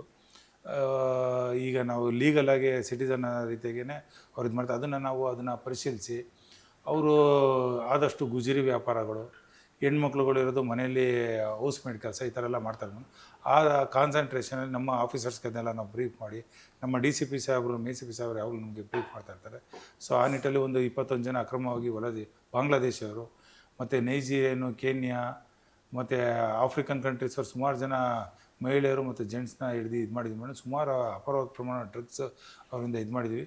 ಮತ್ತು ನಮ್ಮ ಲಿಮಿಟ್ಸಲ್ಲೂ ಅವರು ಏನು ವಾಸವಾಗಿದ್ದಾರೆ ಅದನ್ನೆಲ್ಲ ನಮ್ಮ ಬೀಟ್ ಪೊಲೀಸು ಮನೆಗೆ ಪೊಲೀಸ್ ಹೋಗ್ತಾರೆ, ನಮ್ಮ ಸ್ಟಾಫು ಈವ್ನಿಂಗ್ ರೌಂಡ್ಸು, ನಮ್ಮ ಸಬ್ ಇನ್ಸ್ಪೆಕ್ಟರ್ ಅದೆಲ್ಲ ಮಾಡಿ ಅದನ್ನೆಲ್ಲ ಪತ್ತೆ ಮಾಡಿ ನನಗೆ ತೃಪ್ತಿಯಾಗಿದೆ ಮೇಡಮ್. ಈಗ ನಾನೇನು ಸ್ಟಾರ್ಟಿಂಗಲ್ಲಿ ಹೋಗಿದ್ದೆ ಬೋಡಿಯಲ್ಲಿ, ಆ ಕ್ರೈಮ್ ರೇಟು ಮತ್ತು ಏನಿತ್ತು ಅಲ್ಲಿ ನಾಯಕರುಗಳು, ಲೀಡರ್ಗಳು ಮತ್ತು ಅಲ್ಲಿ ಎಲ್ಲರನ್ನೂ ವಿಶ್ವಾಸಕ್ಕೆ ತಗೊಂಡು ಕ್ರೈಮ್ ರೇಟು ಕಡಿಮೆ ಆಗಿದೆ, ಕಂಟ್ರೋಲ್ ಆಗಿದೆ ಅಂತೇಳಿ ನಮಗೆ ಹೇಳ್ತಾರೆ ಮೇಡಮ್. ಅದು ನಮಗೆ ತುಂಬ ಸಂತೋಷ, ತುಂಬಾ ತೃಪ್ತಿ ಇದೆ ನಿಮ್ಮ ವೃತ್ತಿಯ ಬಗ್ಗೆ. ಖಂಡಿತ. Yes sir.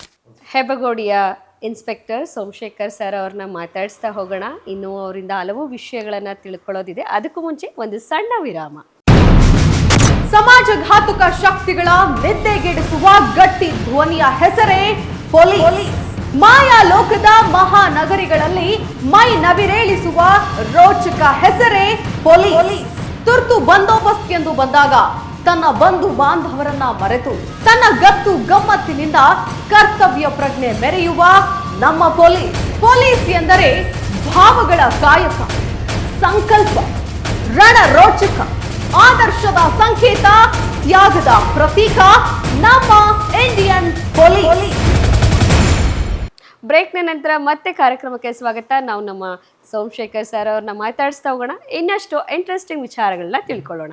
ವೀಕ್ಷಕರೇ, ಈಗ ಇಂಟ್ರೆಸ್ಟಿಂಗ್ ವಿಚಾರ ತಿಳ್ಕೊಳ್ಳೋಣ ಅಂತ ನಾನು ಹೇಳಿದೆ. ನಾನು ಬಹಳ ರೋಚಕವಾದಂತಹ ಒಂದು ಪ್ರಕರಣದ ಬಗ್ಗೆ ನಾನೀಗ ಸರ್ನ ಕೇಳೋಕ್ಕಿದೆ. 2025 ಜೋಡಿ ಕೊಲೆ ಇಡೀ ರಾಜ್ಯವನ್ನೇ ಬೆಚ್ಚಿ ಬೀಳಿಸತ್ತೆ. ನೀವು ನಿಮ್ಮ ತಂಡ ಹಗಲು ರಾತ್ರಿ ಬೆಂಬಿಡದೆ ನೀವು ಆ ಕೇಸನ್ನು ಪತ್ತೆ ಮಾಡೋದಕ್ಕೋಸ್ಕರವಾಗಿ ಬಹಳ ಶ್ರಮಿಸ್ತೀರಾ ಸರ್. ದಯವಿಟ್ಟು ಆ ಪ್ರಕರಣದ ಬಗ್ಗೆ ನಮಗೆ ಹೇಳಿ, ಯಾಕಂದ್ರೆ ಬಹಳ ದೊಡ್ಡ ಮಟ್ಟದಲ್ಲಿ ಆ ಪ್ರಕರಣ ಸದ್ದು ಮಾಡಿದಂಥದ್ದು. ಸೊ ಇದ್ರ ಬಗ್ಗೆ ತಿಳಿಸ್ಕೊಡಿ. ಖಂಡಿತ ಮೇಡಮ್. ಈಗ ಯಾವುದೇ ಒಂದು ಕ್ರೈಮಲ್ಲಿ ಅತ್ಯಂತ ದೊಡ್ಡ ಕ್ರೈಮ್ ಅಂದರೆ ಒಂದು ಮನುಷ್ಯನ ಜೀವ ತೆಗೆಯೋದು, ಕೊಲೆ ಮಾಡೋದು. ಅಂಥದ್ರಲ್ಲಿ 2 ಕೊಲೆ ಆಗತ್ತೆ 2 ದಿನ ಇದರಲ್ಲಿ. ಬಟ್ ಈ 2 ಕೊಲೆಯಲ್ಲಿ ಯಾರು ಕೊಲೆ ಆಗ್ತಾರೆ ಅವ್ರಿಗೆ ಕಾಂಟ್ಯಾಕ್ಟ್ ಇರೋದಿಲ್ಲ. ಆ ವ್ಯಾಪ್ತಿ ಯಾವುದು ಸರ್? ಇಲ್ಲ, ಹೆಬ್ಬೋಡಿಯಲ್ಲೇ ಕಾಶಿನಾಯಕನಹಳ್ಳಿ ಅಂತ ಒಂದು ವಿಲೇಜು ಮತ್ತು ಇನ್ನೊಂದು ಹೆಬ್ಬೋಡಿ ವಿಲೇಜಲ್ಲೇ ಆಗುತ್ತೆ. ಸೊ ನಾವು 2 ಕೊಲೆನೂ ಹಿಂದೆ ಮುಂದೆ 2 ದಿನ ಇರೋದ್ರಿಂದ ಬೇರೆ ಆಯಾಮದಲ್ಲಿ ನಾವು ತನಿಖೆ ಮಾಡ್ತಾ ಇರ್ತೀವಿ. ಹೋದಾಗ ನಮಗೆ ಟೆಕ್ನಿಕಲ್ಲು ಮತ್ತು CCTV ಆಧಾರ ಎಲ್ಲ ಮಾಡಿ ಪತ್ತೆ ಮಾಡ್ಬೇಕಾದ್ರೆ ನಮಗೆ ತುಂಬ ಚಾಲೆಂಜಿಂಗ್ ಆಗಿರುತ್ತೆ. ಮತ್ತು ನಮಗೆ ತಕ್ಷಣ ನಾವು ಈ ಯಾವುದೇ ಒಂದು ಕ್ರೈಮ್ ಈ ಥರ ಹೀನಸ್ ಕ್ರೈಮ್ ಆದಾಗ ನನ್ನ ಮನೋಭಾವ ತಕ್ಷಣ ರಿಲ್ಯಾಕ್ಸ್ ಆಗಬಾರ್ದು. ತಕ್ಷಣ ಆ ಸಂದರ್ಭದಲ್ಲಿ ಏನು ನಮಗೆ ಕ್ಲೂ ಸಿಗತ್ತೆ, ಇದು ಸಿಗತ್ತೆ, ಅದರಿಂದ ನಮಗೆ ಉತ್ತಮವಾಗಿ ನಮಗೆ ತನಿಖೆ ಮಾಡಲಿಕ್ಕೆ ನಮಗೆ ಅದು ಒಳ್ಳೆ ಎವಿಡೆನ್ಸ್ ಸಿಗ್ತವೆ, ಪ್ರಾಥಮಿಕ ಸಾಕ್ಷಿಗಳು ನಿಮಗೆ ಬಹಳ ಸಹಾಯ ಆಗುತ್ತೆ. ಸೊ ಹಂಗಾಗಿ ನಮ್ಮ ಎಲ್ಲ ಸ್ಟಾಫ್ನು, ನಾನು ಠಾಣೆಲಿರೋದ ಎಲ್ಲ ಆಫೀಸರ್ಸು, ಎಲ್ಲ ಸ್ಟಾಫು, ಇಂಡೋರ್ ಆಫೀಸರ್ಸ್ ಎಲ್ಲರಿಗೆ ಟೀಮ್ ಮಾಡಿ ನಮ್ಮ DCP ನಾರಾಯಣ್ ಸರ್ ಮತ್ತು ನಮ್ಮ ACP ಸತೀಶ್ ಸರ್ ಅವ್ರ ಮಾರ್ಗದರ್ಶನದಲ್ಲಿ ಎಲ್ಲ ಟೀಮ್ ಮಾಡಿದ್ವಿ. ಸೊ 1 ಡೇ 2 ಡೇ ಆದಮೇಲೆ ನಮಗೆ ಸ್ವಲ್ಪ ಒಂಚೂರು ಯಾವುದೋ ಒಂದು ಕ್ಲೂ ಸಿಗ್ತಾ ಬಂತು ಯಾವುದೋ ಒಂದು ಪರ್ಸನ್ದು ಹೆಸರು ಬಂತು, ಇವನು ಇರ್ಬೋದು ಅಂತೇಳಿ.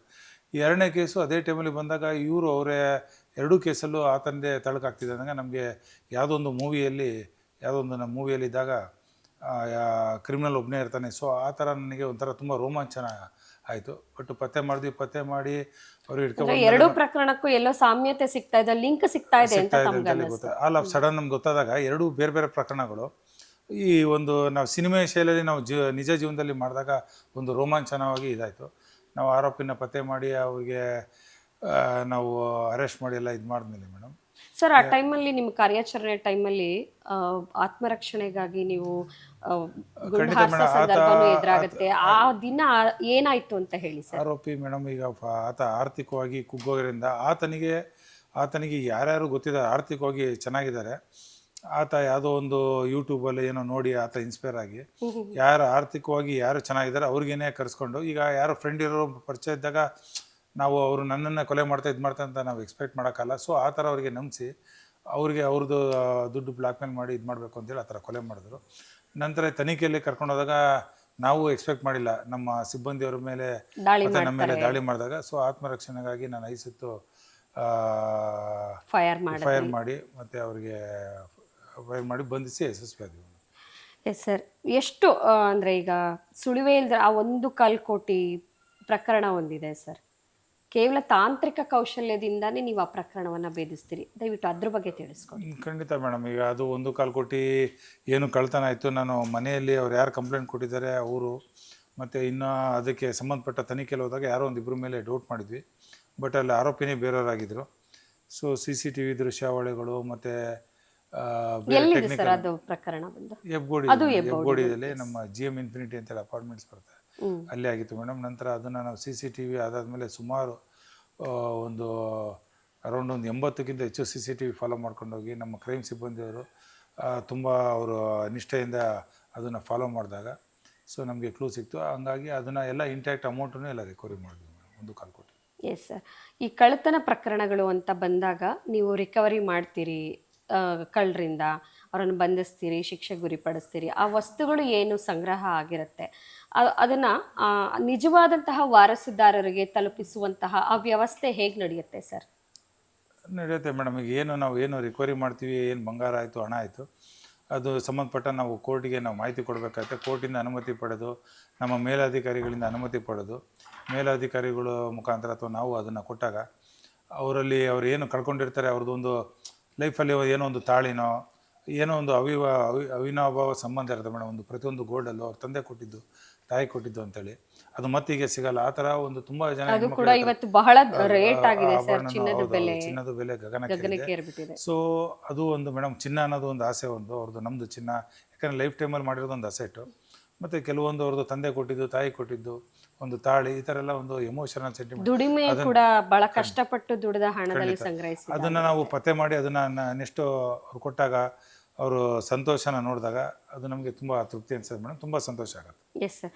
ಸರ್, ಅಂತಹ ಸಂದರ್ಭ ಬಂದಾಗ ನಿಮಗೆ ತುಂಬ ನೆನಪಿರುವ ಹಾಗೆ ಎಮೋಷ್ನಲ್ ಆಗಿ ಆ ಕುಟುಂಬಸ್ಥರು ನಿಮ್ಮನ್ನು ತುಂಬ ಶ್ಲಾಘಿಸಿ ಗೌರವಿಸಿ ಥ್ಯಾಂಕ್ಸ್ ಹೇಳಿರೋ ಕೆಲವೊಂದು ಇನ್ಸಿಡೆಂಟ್ಸ್ನ ನೀವು ನೆನಪು ಮಾಡ್ಕೊಳ್ಳೋದಾದರೆ? ಹಲವಾರು ಪ್ರಕರಣಗಳಿದ್ದಾವೆ ಮೇಡಮ್. ಬಸವೇಶ್ವರ ನಗರದಲ್ಲಿ ಒಂದು ಬ್ರಾಹ್ಮಿಣ್ಸ್ ಏಜ್ ಆದವರು ಒಂದು ಅಜ್ಜಾಜಿ ಇದ್ದರು. ಅವ್ರ ಮನೇಲಿ ಕಳ್ತನ ಆಯಿತು. ಆ ಮನೇಲಿ ಕಳ್ತನ ಆದ ನಮ್ಮ DCP ಸಾಹೇಬ್ರ ನೇತೃತ್ವದಲ್ಲಿ ಮನೆಗೆ ಹೋಗಿ ಮಿಡ್ ನೈಟಲ್ಲಿ ರಾತ್ರಿ ನ್ಯೂ ಇಯರ್ ದಿನ ಸರ್ಪ್ರೈಸ್ ಆಗಿ ನ್ಯೂ ಇಯರ್ ದಿನ ಹೋಗಿ ಅದನ್ನು ಹಿಂತಿರುಗಿಸಿದೆ. ಆ ಸಂತೋಷ ಯಾವಾಗ್ಲೂ ನನ್ನ ಕಣ್ಮುಂದೆ ಇರುತ್ತೆ ಮೇಡಮ್, ಯಾವಾಗಲೂ ನೆನೆಸ್ಕೊತೀನಿ. ಅವ್ರ ತಂದೆ ಆ ಅಜ್ಜಾಜಿದು ಅವ್ರ ಕಣ್ಣಲ್ಲೇ ನೀರು ಬಂದಿತ್ತು. ಅದು ತುಂಬ ಅತಿವಾದ ಸಂತೋಷ. Yes sir. Interesting sir. Sir, ಮುಂದುವರಿಸ್ತಾ ನನಗೆ ಬಹಳ ಇವತ್ತಿನ ಸಂದರ್ಭಕ್ಕೆ ನಾವು ವಿದ್ಯಾರ್ಥಿ ಯುವಜನರನ್ನ ಒಂದು ಸ್ವಸ್ಥ ಸಮಾಜ ನಾವು ನಿರ್ಮಾಣ ಮಾಡಬೇಕು ಅಂದರೆ ಬದುಕಿನ ಭರವಸೆಗಳು ಅಂತ ನಾವೇನು ಕರಿತೀವಿ ನಮ್ಮ ವಿದ್ಯಾರ್ಥಿ ಯುವಜನರು, ಅವರ ಬದುಕು ಕೂಡ ಅಷ್ಟೇ ಸ್ವಸ್ಥವಾಗಿರಬೇಕು. ಆದರೆ ಇವತ್ತಿನ ಸಂದರ್ಭದಲ್ಲಿ ಗಾಂಜಾ, ಮಾದಕ ವಸ್ತುಗಳು, ವ್ಯಸನಕ್ಕೆ ತುತ್ತಾಗೋದು ಈ ಎಲ್ಲ ಕೂಡ ಹೆಚ್ಚಾಗ್ತಾ ಇದೆ. ಸೊ ಇಂತಹ ಸಂದರ್ಭದಲ್ಲಿ ಅಂಥ ಎಷ್ಟೋ ಪ್ರಕರಣಗಳನ್ನ ಕೂಡ ನೀವು ಕೂಡ ಭೇದಿಸಿದ್ದೀರಿ. ಹಾಗಾಗಿ ಆ ಪ್ರಕರಣಗಳ ಬಗ್ಗೆ ಹೇಳಿ, ಜೊತೆಗೆ ನಮ್ಮ ವಿದ್ಯಾರ್ಥಿ ಯುವಜನರು ಈ ದುಶ್ಚಟಗಳ ದಾಸರಾಗ್ತಾ ಇರೋದಕ್ಕೆ ಸಂಬಂಧಪಟ್ಟಂತೆ ದಯವಿಟ್ಟು ಮಾತಾಡಿ. ವಿದ್ಯಾರ್ಥಿಗಳಿಗೆ ನಾನು ಏನು ಹೇಳಿ ಬಯಸ್ತೇನೆ ಮೇಡಮ್, ಈಗಿನ ಕಾಲಕ್ಕೆ ಈ ದಿನ ಎಲ್ಲರೂ ಡಿಗ್ರಿ ಓದ್ತಾರೆ, ಎಲ್ಲರೂ ಮಾರ್ಕ್ಸ್ ತೆಗಿತಾರೆ. ಬಟ್ ಮುಂದೆ ಅವ್ರದ್ದು ವೃತ್ತಿ ಜೀವನ, ಅವ್ರದ್ದು ಲೈಫಲ್ಲಿ ಒಂದು ವಿಷನ್ನು, ಒಂದು ಏಮ್ ಅಂತೇಳಿ ಇರಬೇಕು, ಅದು ಮಾಡ್ಕೋಬೇಕು. ಹೆಚ್ಚಿನ ಜನಗಳು ಮಾಡ್ಕೊಳೋದಿಲ್ಲ. ಈಗೇನು ಸೋಷಿಯಲ್ ಮೀಡಿಯಾ ಮತ್ತು ಸೋಷಿಯಲ್ ಮೀಡಿಯಾಕ್ಕೆ ತುಂಬ ಪ್ರಭಾವಿತರಾಗ್ತಾರೆ. ಯಾವಾಗಲೂ ಇನ್ಸ್ಟಾಗ್ರಾಮು, ಫೇಸ್ಬುಕ್ಕು ಅದನ್ನೆಲ್ಲ ಬದಿಗೊತ್ತಬೇಕು. ಅವರು ಒಂದು ಚಿಂತನೆ ಮಾಡಬೇಕು, ತಲೆಯಲ್ಲಿ ಒಂದು ಗುರಿ ಇಟ್ಕೋಬೇಕು. ನಾನು ಇಷ್ಟು ವರ್ಷ ನನಗೆ ಯಾವುದು ಬೇಡ, ಒಂದು ತಪಸ್ತಾರ ಮೇಡಮ್. ಯಾವುದೇ ಒಂದು ಪರೀಕ್ಷೆ ಆಯಿತು, ಯಾವುದೋ ಒಂದು UPSC, IAS, ಒಂದು ಸಬ್ ಇನ್ಸ್ಪೆಕ್ಟರ್, ಅವ್ರು ಯಾವುದು ಪರೀಕ್ಷೆ ತಗೋತಾರೆ, ಒಂದು ತಪಸ್ತಾರ ನಾನು ಕೂತ್ರೆ ಸಿಟ್ like A rock, work like A clock ಅಂತೇಳಿ ಆ ಥರ ಕೂತು ಅವ್ರ ತಂದೆ ತಾಯಿ ಒಂದು ಜೀವನದಲ್ಲಿ ಒಂದು ವಿಷನ್ ಎಲ್ಲ ಇದು ಮಾಡ್ಕೊಂಡು ಮಾಡಿದ್ರೆ ಅವ್ರ ತಂದೆ ತಾಯಿಗೂ ಚೆನ್ನಾಗಿ ನೋಡ್ಕೋಬೋದು, ನೆಕ್ಸ್ಟ್ ಅವರು ಫ್ಯಾಮಿಲಿಗೆ. ಸೊ ಗುರಿ ಬಗ್ಗೆ ಸ್ಪಷ್ಟತೆ ಇರಬೇಕು, ತಯಾರಿ ಕೂಡ ಅಷ್ಟೇ ಕಠಿಣವಾಗಿರುತ್ತೆ. ಸರ್, ನೀವು ವಿದ್ಯಾರ್ಥಿ ಯುವಜನರ ಅವರನ್ನ ಹೇಗೆ ಅವ್ರ ಬದುಕನ್ನು ನಿರ್ವಹಿಸಬೇಕಾಗತ್ತೆ ಅನ್ನೋ ಮಾತನ್ನು ಹೇಳಿದ್ರಿ. ಆದರೆ ಆ ವಿದ್ಯಾರ್ಥಿ ಯುವಜನರನ್ನೇ ದಾಸರನ್ನಾಗಿ ಮಾಡುವಂತಹ ಸಾಕಷ್ಟು ನಡೀತಾ ಇದ್ದಾವೆ. ಅವ್ರನ್ನ ಆ ಜಾಲಕ್ಕೆ ತಳ್ಳೋದು ಕೂಡ ನಡೀತಾ ಇದೆ, ಮಾದಕ ವ್ಯಸನಕ್ಕೆ ಒಳಗಾಗ್ತಿರೋದು. ಅದ್ರ ಬಗ್ಗೆ ಹೇಳಿ. ಖಂಡಿತ ಮೇಡಮ್. ಈಗ ವಿದ್ಯಾರ್ಥಿ ಜೀವನಗಳು ಈಗ ನೋಡ್ದಂಗೆ ಈಗ 15 ವರ್ಷದ ಹಿಂದೆ ಈ ವಾಟ್ಸಪ್ಪು ಸೋಷಿಯಲ್ ಮೀಡಿಯಾ ಅಷ್ಟೆಲ್ಲ, ಈಗ ವಾಟ್ಸಪ್ಪು ಸೋಷಿಯಲ್ ಮೀಡಿಯಾ ಘಟನಾವಣೆಗಳು ಕಾಂಟ್ಯಾಕ್ಟ್ಸು ಈಗೆಲ್ಲ ತುಂಬ ಇದೆ ಮೇಡಮ್. ವಿದ್ಯಾರ್ಥಿನಿಗಳಿಗೂ ಫೋನು ಈಸಿಯಾಗಿ ಅಸೆಸ್ ಆಗುತ್ತೆ. ಈ ಕಾಲೇಜಲ್ಲಿ ಸ್ಕೂಲಲ್ಲಿ ಯಾರೋ ಒಬ್ಬ ತಪ್ಪು ದಾರಿಗಳಿಂದ ಆತ ಇನ್ನೊಬ್ಬರಿಗೆ ಆತನಿಗೆ ಇನ್ಸ್ಪೈರ್ ಮಾಡಿ ಒಂದು ಕ್ಷಣಿಕ ಸುಖಕ್ಕೋಸ್ಕರ ಅವ್ರಿಗೆ ಇದು ಮಾಡ್ತಾರೆ. ಸೊ ವಿದ್ಯಾರ್ಥಿಗಳು ಈ ಥರ ಮಾಡೋದ್ರಿಂದ ಏನಾಗುತ್ತೆ, ಅವ್ರು ಮೆಂಟಲಿ ಸ್ಟ್ರಾಂಗ್ ಇರಲಿಕ್ಕೆ ಆಗೋದಿಲ್ಲ, ಸೈಕಲಾಜಿಕಲಿ ವೀಕ್ ಆಗ್ತಾರೆ. ಸೊ ಮನೇಲಿ ಕಳ್ತನ ಮಾಡ್ತಾರೆ, ಅಡ್ಡದಾರಿಯನ್ನು ಹೇಳ್ತಾರೆ, ಅವರು ವೃತ್ತಿ ಜೀವನದಲ್ಲಿ ಫೋಕಸ್ ಮಾಡಲಿಕ್ಕೆ ಆಗೋದಿಲ್ಲ. ಸೊ ಈ ಥರ ಎಲ್ಲ ನೈತಿಕವಾಗಿ ಕೂಗ್ತಾರೆ. ಸೊ ಆ ಥರವಾಗಿ ಅಕ್ರಮವಾಗಿ ಏನು ಡ್ರಗ್ಸ್ ಇದಿದೆ. ಸೊ ನೀವು ಯಾವಾಗಲೂ ಪೊಲೀಸಿಗೆ ಮಾಹಿತಿ ಕೊಡಬೇಕು. ಈಗ ಪೊಲೀಸು ನಮಗೆ ಮಾಹಿತಿ ಎಲ್ಲಿಂದ ಬರುತ್ತೆ, ಯಾರಾದ್ರೂ ಅಲ್ಲಿ ಮಾರಾಟ ಮಾಡ್ಬೇಕಾದ್ರೆ ಜೊತೆಲಿರೋ ಗೊತ್ತಿರುತ್ತೆ. ನನಗೇನು ಸಂಬಂಧ ಅಂದರೆ ನಾಳೆ ದಿನ ಅದು ಬರ್ತಾ ಬರ್ತಾ ಎಲ್ಲರ ಮನೆಗೂ ರೀಚ್ ಆಗುತ್ತೆ. ಸೊ ಈ ಪ್ರಜ್ಞಾವಂತ ನಾಗರಿಕರು ಏನಂತ ಹೇಳಿದ್ರೆ, ನನಗೆ ಇದು ಸಂಬಂಧ ಇಲ್ಲ, ಯಾರ್ದೋ ಪಕ್ಕದ ಮನೆ ಇನ್ಸಿಡೆಂಟು ಅಂತೇಳಿ ಇದು ಮಾಡಲಿಕ್ಕಾಗಲ್ಲ. ಅವ್ರ ಗಮನಕ್ಕೆ ಗೊತ್ತಾದಾಗ ಅವ್ರು ಹೇಳ್ಬೇಕು. ಈ ಥರ ಹಿಂಗೆ ಮಾಹಿತಿ ಹೇಳಿದಾಗ, ಶೇರ್ ಮಾಡಿದಾಗ, ಸೊ ಅದು ತಡೆಗಟ್ಟಲಿಕ್ಕೆ, ಪತ್ತೆ ಮಾಡಲಿಕ್ಕೆ, ಅದನ್ನು ನಿರ್ಮೂಲ ಮಾಡಲಿಕ್ಕೆ ನಮಗೆ ಮತ್ತು ಸೊಸೈಟಿಯಲ್ಲಿ ಎಲ್ಲರಿಗೂ, ಎಲ್ಲ ಅಧಿಕಾರಿಗಳು, ಎಲ್ಲ ಇಲಾಖೆಗೂ ಸಹಕಾರ ಆಗುತ್ತೆ. ಅವಾಗ ನಾವು ಒಂದು ಒಳ್ಳೆ ಉತ್ತಮವಾದ ಸಮಾಜ ನಿರ್ಮಾಣ ಮಾಡಬೇಕು ಅಂತೇಳಿ. ನೀವು ಅಂದರೆ ಈಗ ನೀವು ಬೇರೆ ಬೇರೆ ಭಾಗದ ವಲಸೆಗಳು ಇರೋವಂಥದ್ದು ಮತ್ತು ಅವರು ಈ ಮಾದಕ ವಸ್ತುಗಳನ್ನು ಮಾರಾಟ ಮಾಡೋಕ್ಕೋಸ್ಕರನೇ ಬಂದಿರೋವಂಥ ಪ್ರಕರಣಗಳನ್ನ ಹಿಡಿದಿದ್ದೀವಿ ಅಂತ ಹೇಳಿದ್ರೆ, ಅಂಥ ಪ್ರಕರಣಗಳ ಬಗ್ಗೆ ಬಹಳ ಸೂಕ್ಷ್ಮವಾದಂಥದ್ದು ಮತ್ತು ಅಷ್ಟೇ ಗಂಭೀರವಾದಂತಹ ಪ್ರಕರಣ ಯಾವುದು ನೀವು ಭೇದಿಸಿದ್ದು? ಗಂಭೀರವಾದದ್ದು ಅಂತ ಹೇಳಿದ್ರೆ ಈ ದಿನನೇ ಮೇಡಮ್, ಈಗ ಒಂದು ನೈಜೀರಿಯಾದವ್ರದ್ದು ಒಂದು ಡ್ರಗ್ ಇದು ಮಾಡಿ 27 crores ಇದ್ವಿ. ಅಂದರೆ ಇವತ್ತು ಅದನ್ನು ನಾವು ಮೀಡಿಯಾಗೆ ಇದು ನಮ್ಮ ಉನ್ನತ ಅಧಿಕಾರಿಗಳು ಕೊಟ್ಟಿದ್ದಾರೆ, ನಮ್ಮ ಕಮಿಷನರ್ ಸಿಮಂತ್ ಕುಮಾರ್ ಸಿಂಗ್ ಸಾಹೇಬರು. ಬಟ್ ಅದು ಒಂದು 27 crores ಇದು ತುಂಬ ದೊಡ್ಡ ಅಪಾರ ಪ್ರಮಾಣದ drug madam. So synthetic drug. So it is A challenging madam. ನಾವು ಹಿಡಿದಿದ್ದೀವಿ ಅಂತ ನನಗೆ ಖುಷಿ ಅನ್ನೋಕ್ಕಿಂತನೂ, ಈಗ ನನಗೆ ಮೇಲಾಧಿಕಾರಿಗಳು ಕೊಟ್ಟಿರೋ ಟಾಸ್ಕು, ಇದು ಎಲ್ಲಿಂದ ಬಂತು, ಎಲ್ಲಿ ಮ್ಯಾನುಫ್ಯಾಕ್ಚರ್ ಆಯಿತು, ಅದು ಮಾಡಬೇಕು ಅಂತೇಳಿ, ಅದು ಮಾಡೋವರೆಗೂ ನಮಗೆ ಒಂದು ಅದು ಮಾಡಿದ್ಮೇಲೆ, ಅದು ಪತ್ತೆ ಮಾಡಿದ್ಮೇಲೆ ನನಗೆ ತೃಪ್ತಿ ಮೇಡಮ್. ಸೊ ಆ ಕೇಸನ್ನು ನೀವಿನ್ನ ಕಂಟಿನ್ಯೂ ಮಾಡ್ತಾ ಇದ್ದೀವಿ. Yes sir. ಸರ್, ವಿದ್ಯಾರ್ಥಿ ಯುವಜನರಿಗೆ ಹೇಳಿದ್ರಿ, ಸಾರ್ವಜನಿಕರ ಜವಾಬ್ದಾರಿ ಹೇಗಿರಬೇಕು, ಇದು ನಮ್ಮ ಸಮಾಜ ನಾವು ಕಾಪಾಡ್ಕೊಳ್ಬೇಕು ಅನ್ನೋದಿರಬೇಕು ಅಂತ ಹೇಳಿದ್ರಿ. ಜೊತೆಗೆ ಸರ್, ವಿದ್ಯಾರ್ಥಿ ನಮ್ಮ ಸಾಕಷ್ಟು ಯುವಜನರು ಹಗಲು ರಾತ್ರಿ ನಿದ್ದೆಗೆಟ್ಟು ಓದ್ತಾ ಇದ್ದಾರೆ. ನಾನು ಕೂಡ ನನ್ನ ಮೈ ಮೇಲೆ ಕಾಕಿ ಬಟ್ಟೆ ಹಾಕಬೇಕು ಅನ್ನೋದು ಆಸೆ ಇರುತ್ತೆ, ನಾನು ಕೂಡ ಕಲೆಕ್ಟರ್ ಆಗಬೇಕು ಅನ್ನೋ ಆಸೆ ಇರುತ್ತೆ, ಅಧಿಕಾರಿ ಆಗಬೇಕು ಅಂತ. ಅವ್ರಿಗೆ ಏನು ಕಿವಿ ಮಾತು ಹೇಳ್ತೀರಾ ಸರ್? ಅಲ್ಲ, ನಾನು ಇತ್ತೀಚಿನ ದಿನಗಳಲ್ಲಿ ಏನು ನೋಡಿದೆ ಮೇಡಮ್, ಈಗ ಒಂದು 10-15 ವರ್ಷದಿಂದ UPSC ಎಕ್ಸಾಮ್ ಅಂದರೆ ತುಂಬ ಜನಕ್ಕೆ ಗೊತ್ತಿರಲಿಲ್ಲ. ಈಗ ತುಂಬ ಜನಕ್ಕೆ ಗೊತ್ತಾಗಿದೆ. ಈ ಸೋಷಿಯಲ್ ಮೀಡಿಯಾದೆಲ್ಲರಿಂದ ಓದ್ತಾ ಇದ್ದಾರೆ, ಮಾಡ್ತಾರೆ. ಬಟ್ ಹೆಚ್ಚಿನ ಜನಗಳು ಏನು ಮಾಡ್ತಾರೆ, ಹೆಚ್ಚಿನ ವಿದ್ಯಾರ್ಥಿಗಳು, ನಾನು ಅದನ್ನು ಬರೀ ಕನಸಾಗೆ ನಾನು UPSC ಓದ್ತಾ ಇದ್ದೀನಿ, ನಾನು ಸಬ್ ಇನ್ಸ್ಪೆಕ್ಟರ್ ಓದ್ತಾ ಇದ್ದೀನಿ ಅಂತೇಳಿ ಹೇಳಿ ಮನೇಲಿ ತಂದೆ ತಾಯಿಗಳು ಕಷ್ಟಪಟ್ಟು ಇಲ್ಲಿ ಕಳಿಸಿರ್ತಾರೆ. ಬಟ್ ಅದನ್ನು ಪ್ರಾಪರಾಗಿ ಅವರು ಎಕ್ಸಿಕ್ಯೂಟ್ ಮಾಡೋದಿಲ್ಲ. ಅದನ್ನು ಪ್ರಾಪರಾಗಿ ಅವರು ನಿಷ್ಠೆಯಿಂದ ಬೆಳಗ್ಗೆ ಅರ್ಲಿ ಮಾರ್ನಿಂಗ್ ಹೇಳಬೇಕು, ರಾತ್ರಿ ಬೇಗ ಮಲಗಬೇಕು, ಕಡಿಮೆ ಅವಧಿಯಲ್ಲಿ ಹೆಚ್ಚು ಓದಬೇಕು, ಯಾವ್ದು ಓದಬೇಕು ಯಾವ್ದು ಓದಬಾರ್ದು. ಸೊ ಅವರು ಓದಿ ಅದನ್ನು ಗುರಿ ತಲುಪಿಸ್ಬೇಕು ಅಂತ ಒಂದು ಧ್ಯೇಯ ಇಟ್ಕೊಂಡ್ರೆ, ಯಾವ ಹರ್ಡಲ್ಸ್ಗಳು ಈಗಿನ ಜನ್ರೇಷನ್ ತುಂಬ ಜಾಸ್ತಿ ಮೇಡಮ್. ಈ ಸೋಷಿಯಲ್ ಮೀಡಿಯಾ, ಫೇಸ್ಬುಕ್ಕು, ಟ್ವಿಟ್ಟರು, ತುಂಬ ಹಲವಾರುಗಳಿದೆ. ಅದನ್ನು ಬಿಟ್ಟು ಬರೀ ಬುಕ್ಸು, ಒಳ್ಳೆ ಉತ್ತಮವಾದ ಬುಕ್ಸ್ನೇ ಮಿತ್ರ ಮಾಡಿಕೊಂಡು ಅವರು ಒಂದು ತಪಸ್ತಾರೆ ಮೇಡಮ್.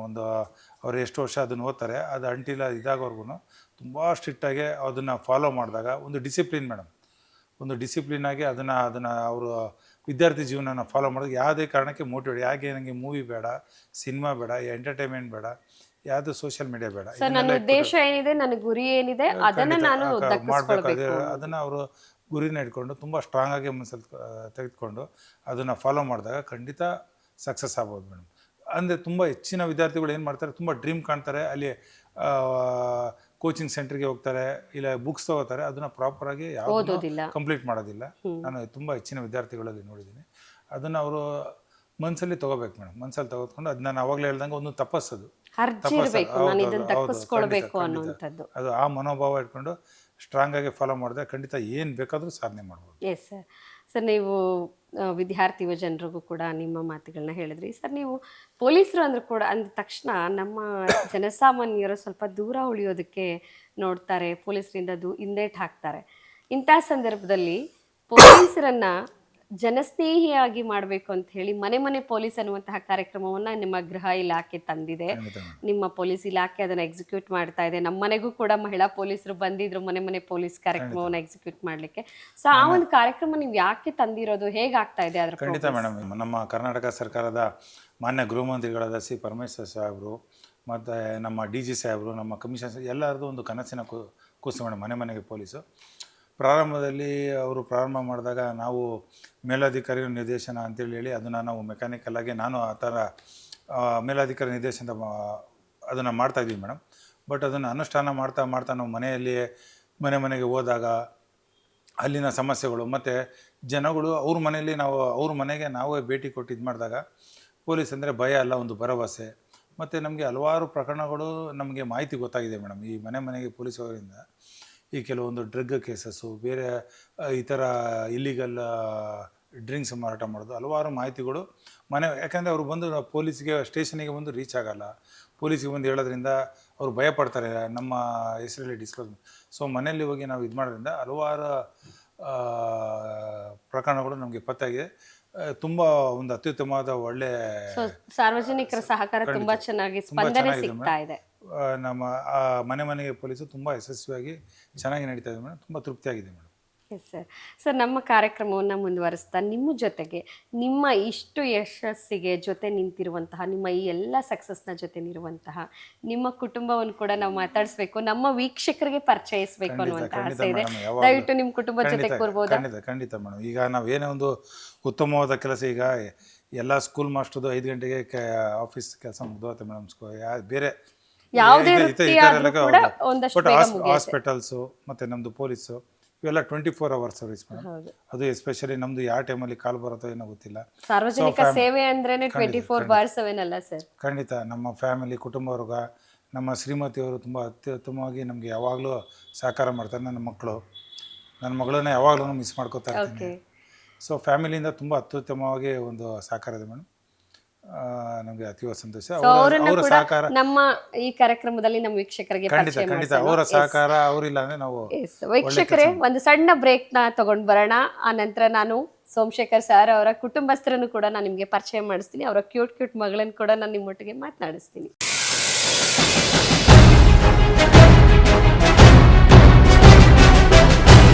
ಪೊಲೀಸ್ ಅಂದ್ರೆ ಯಾರು, ಅವರ ವೈಶಿಷ್ಟ್ಯ ಮತ್ತು ವಿನೂತನತೆ ಏನು? ನಾಡು ಕಾಯುವವನು ಯೋಧನಾದರೆ ನಮ್ಮ ನಾಡು ಮತ್ತು ಜನರ ರಕ್ಷಣೆಯನ್ನ ಕಾಯುವವರು ನಮ್ಮ ಇಂಡಿಯನ್ ಪೊಲೀಸ್.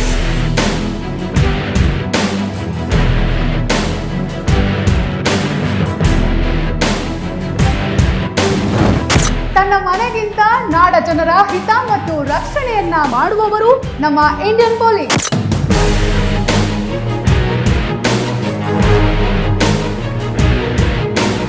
ಸಮಾಜದ ಸ್ವಾಸ್ಥ್ಯ ಮತ್ತು ಶಾಂತಿಗೆ ಭಂಗ ಬಾರದಂತೆ ಹಿತ ಕಾಯುವವರೇ ನಮ್ಮ ಇಂಡಿಯನ್ ಪೊಲೀಸ್. ಪೊಲೀಸ್ ಅಂದ್ರೆ ಭಯ ಅಲ್ಲ, ಭರವಸೆ. ವೀಕ್ಷಕರೇ, ಮತ್ತೊಮ್ಮೆ ಕಾರ್ಯಕ್ರಮಕ್ಕೆ ಸ್ವಾಗತ. ನಾನೀಗ ಬ್ರೇಕ್ ತಗೊಳಕ್ ಮುಂಚೆನೆ ಹೇಳಿದ್ದೆ ಸೋಮಶೇಖರ್ ಸರ್ ಅವರ ಕುಟುಂಬವನ್ನು ಮಾತಾಡಿಸ್ತೀನಿ ಅಂತ. ಬಟ್ ನೀವು ನೋಡ್ತಾ ಇದ್ದೀರಿ, ಮಗಳಷ್ಟೇ ಇದ್ದಾರೆ. ಸೊ ಮಗಳು ಯಾಕಿದ್ದಾರೆ ಅಂತಂದರೆ, ಪಪ್ಪನ ಬಗ್ಗೆ ಬಹಳ ಪ್ರೌಡ್ ಫೀಲ್ ಇರುವಂತಹ ಹೆಣ್ಣುಮಗು.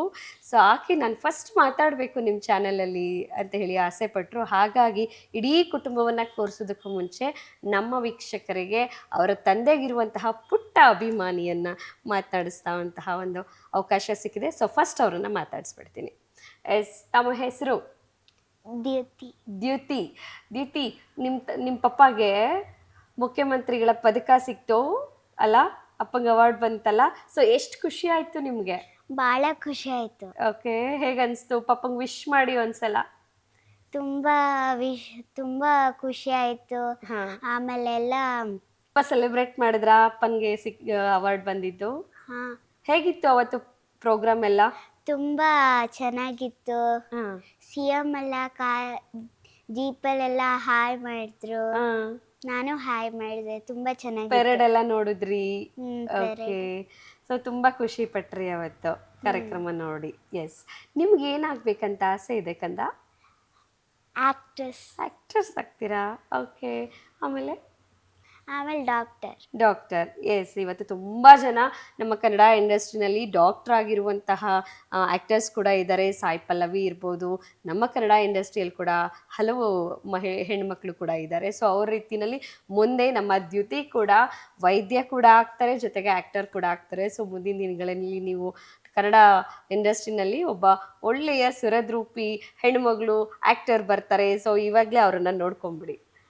ಎಸ್, ದ್ಯುತಿ, ಪಪ್ಪನ್ಗೆ ಏನು ಇಷ್ಟ ಕಂದ? ಫುಡ್ ಅಥವಾ ರೈಡಿಂಗು? ಸೊ ಪಪ್ಪನ ಜೊತೆ ಟೈಮ್ ಸ್ಪೆಂಡ್ ಮಾಡೋದಕ್ಕೆ ನಿಮ್ಗೇನೆಲ್ಲ ಇಷ್ಟ ಆಗುತ್ತೆ ಕಂದ? ಸೈಕಲ್ ಓಡಿಸ್ತಾರೆ, ಬ್ಯಾಡ್ಮಿಂಟನ್ ಆಡ್ತೀವಿ, ಆಮೇಲೆ ಸ್ವಲ್ಪ ಕ್ರಿಕೆಟ್ ಆಡಿಸ್ತಾರೆ. ಭಾಳ ಖುಷಿ ಆಗುತ್ತೆ ಆ ಮೂಮೆಂಟ್ಸಿಂದ. ಓಕೆ. ಈಗ ಪಪ್ಪ ಎಲ್ಲೋ ಹೋಗಬೇಕು ಕರ್ಕೊಂಡು ಹೋಗ್ತೀನಿ ನಿಮ್ಮನ್ನ ಅಂತ ಹೇಳಿರ್ತಾರೆ. ಸೊ ಅವ್ರು ಬಂದಿರಲ್ಲ, ನಿಮ್ಮ ಪಪ್ಪಂಗೆ ಡ್ಯೂಟಿ ಬಂದುಬಿಟ್ಟಿರ್ತಾರೆ ಅರ್ಜೆಂಟು. ಆವಾಗ ನಿಮಗೆ ಬೇಜಾರಾಗುತ್ತಾ? ಬೇಜಾರಾಗುತ್ತೆ. ಏನು ಮಾಡ್ತೀರಾ ಆವಾಗ ಬೇಜಾರಾದಾಗ? ಅವ್ರು ಬರಲಿಲ್ಲ ಅಂದರೆ ಬೇಜಾರಾಗುತ್ತೆ, ಅವ್ರು ಬಂದರೆ ಖುಷಿ ಆಗುತ್ತೆ. ಎಸ್. ಈಗ ನಿಮಗೆ ಅಪ್ಪ ಪೊಲೀಸು, ಮನೆಯಲ್ಲಿ ಅಪ್ಪ ನಿಮಗೆ ತುಂಬ ಸ್ಟ್ರಿಕ್ಟ್ ಆಗಿರ್ತಾರಾ, ಅಮ್ಮ ತುಂಬ ಸ್ಟ್ರಿಕ್ಟ್ ಆಗಿರ್ತಾರಾ? ಇಲ್ಲ, ಅಮ್ಮ ತುಂಬ ಸ್ಟ್ರಿಕ್ಟ್ ಇರ್ತಾರಾ?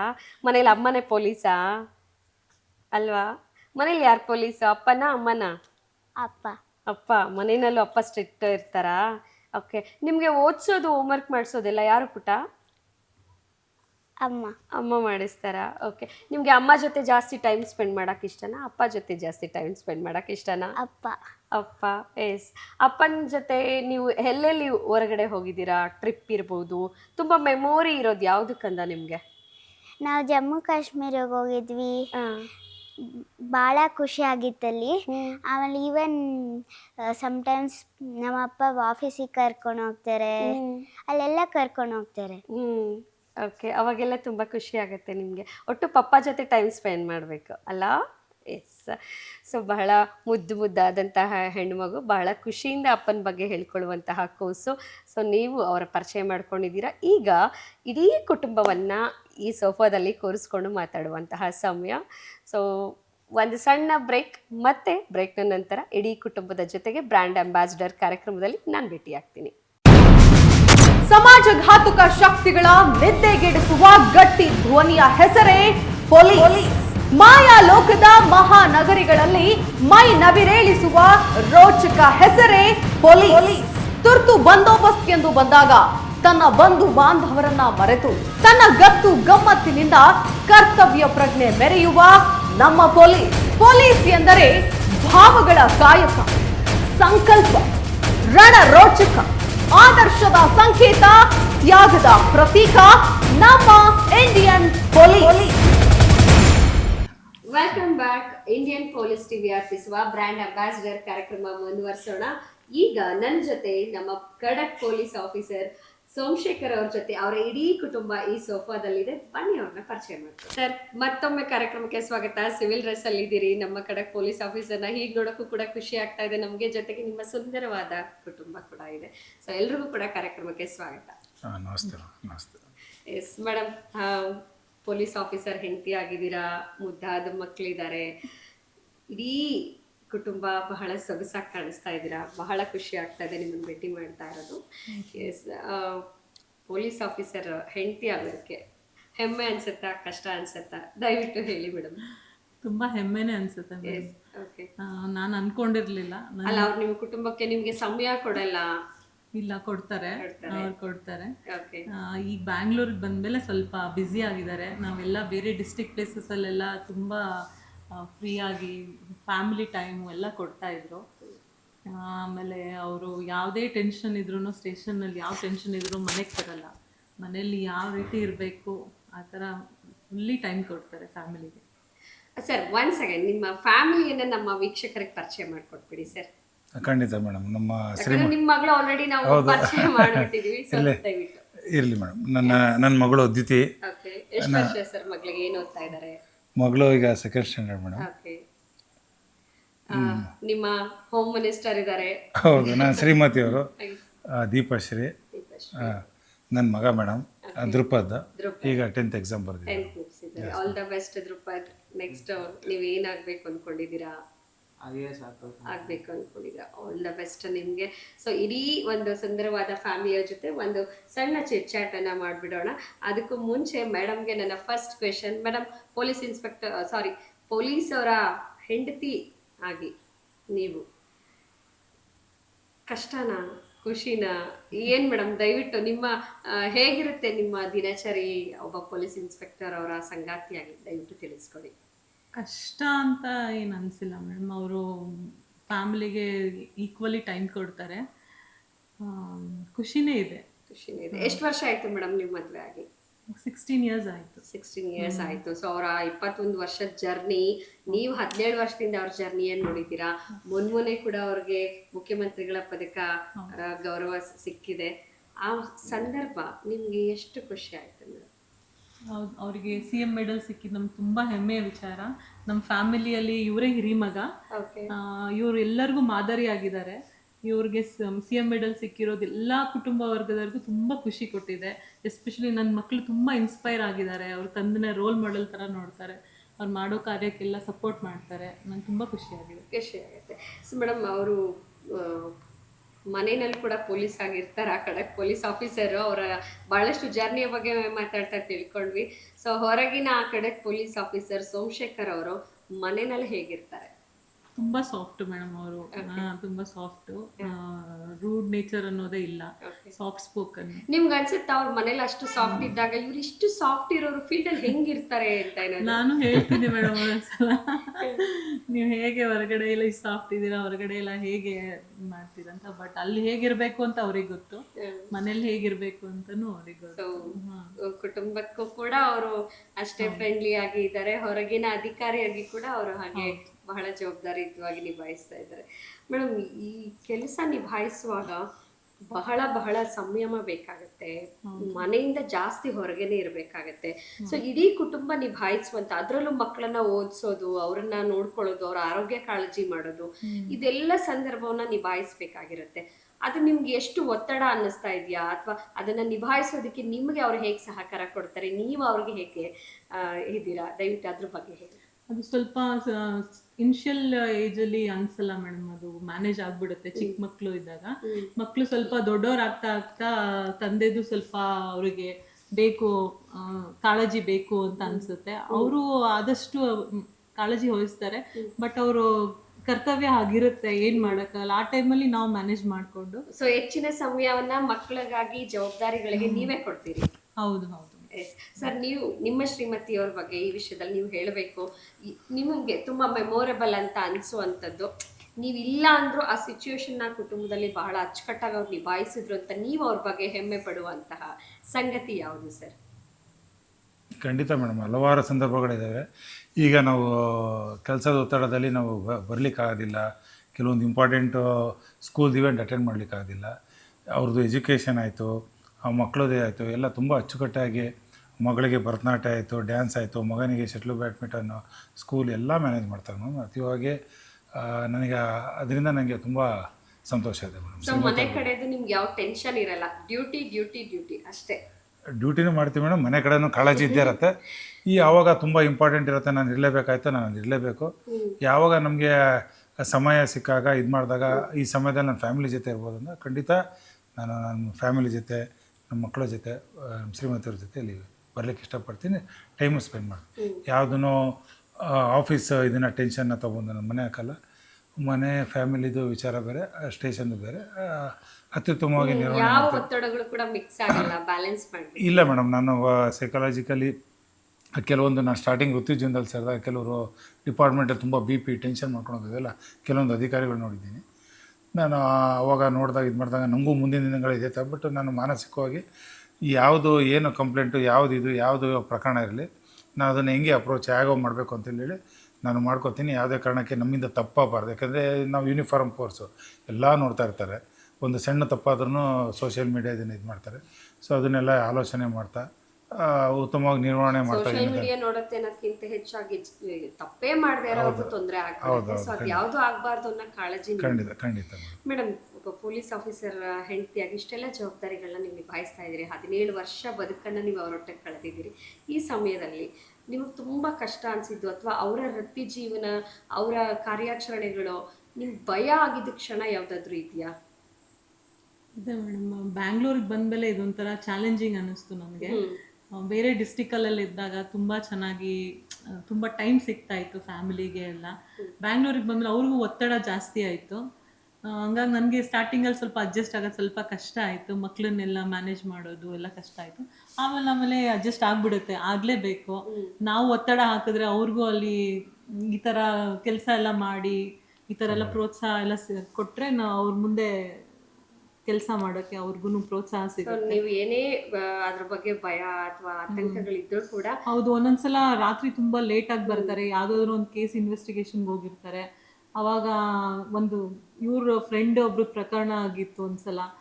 ಅವರು ಡೆತ್ ಆಗಿದ್ರು ಒಂದು ಕೇಸಲ್ಲಿ. ಅದೆಲ್ಲ ಆದಾಗ ನಮ್ಗೆ ಕೇಳಿದಾಗ ಭಯ ಆಗುತ್ತೆ, ಹೇಗೆ ಮ್ಯಾನೇಜ್ ಮಾಡ್ತಾರೆ ಅಂತ. ಆ ಥರ ಎಲ್ಲ ಆಗಿದೆ ಮೇಡಮ್ ಕೆಲವೊಂದ್ಸಲ. ಪ್ರಾರಂಭದ ದಿನಗಳಲ್ಲಿ ನಮ್ಮದು ನೈಟ್ ರೌಂಡ್ ಅಥವಾ ಹೊರಗಡೆ ನಾನು ನೈಟೆಲ್ಲ ಇರಬೇಕಾದ ಅವಾಗೆಲ್ಲ ಭಯ ಪಡ್ತಾ ಇದ್ರು. ಇದು ಮಾಡ್ತಾರೆ ಯಾವತ್ತೂ ಒಬ್ರು ಇದ್ ಮಲ್ಗಿ ರೂಢಿ ಇಲ್ಲ. ಅದೆಲ್ಲ ನಮ್ಗೆ ಹೊಸದು. ನೈಟ್ ರೌಂಡ್ ಇರುತ್ತೆ, ಹೋಲ್ ನೈಟ್ ಮನೆಗೆ ಬರಲ್ಲ ಅನ್ನೋದು, ಅದೆಲ್ಲ ಅಡ್ಜಸ್ಟ್ ಆಗೋದು ಸ್ಟಾರ್ಟಿಂಗ್ ಎಲ್ಲ ತುಂಬಾ ಕಷ್ಟ ಆಯ್ತು. ನೀವು ಬಹಳ ತಾಳ್ಮೆಯಿಂದ ಇದನ್ನೆಲ್ಲ ನಿಭಾಯಿಸ್ಕೊಂಡು ಬಂದಿರಿ 17 ವರ್ಷ. ನಿಜವಾಗಿಯೂ ನಿಮಗೆ ಹ್ಯಾಟ್ಸ್ ಆಫ್ ಹೇಳಬೇಕು.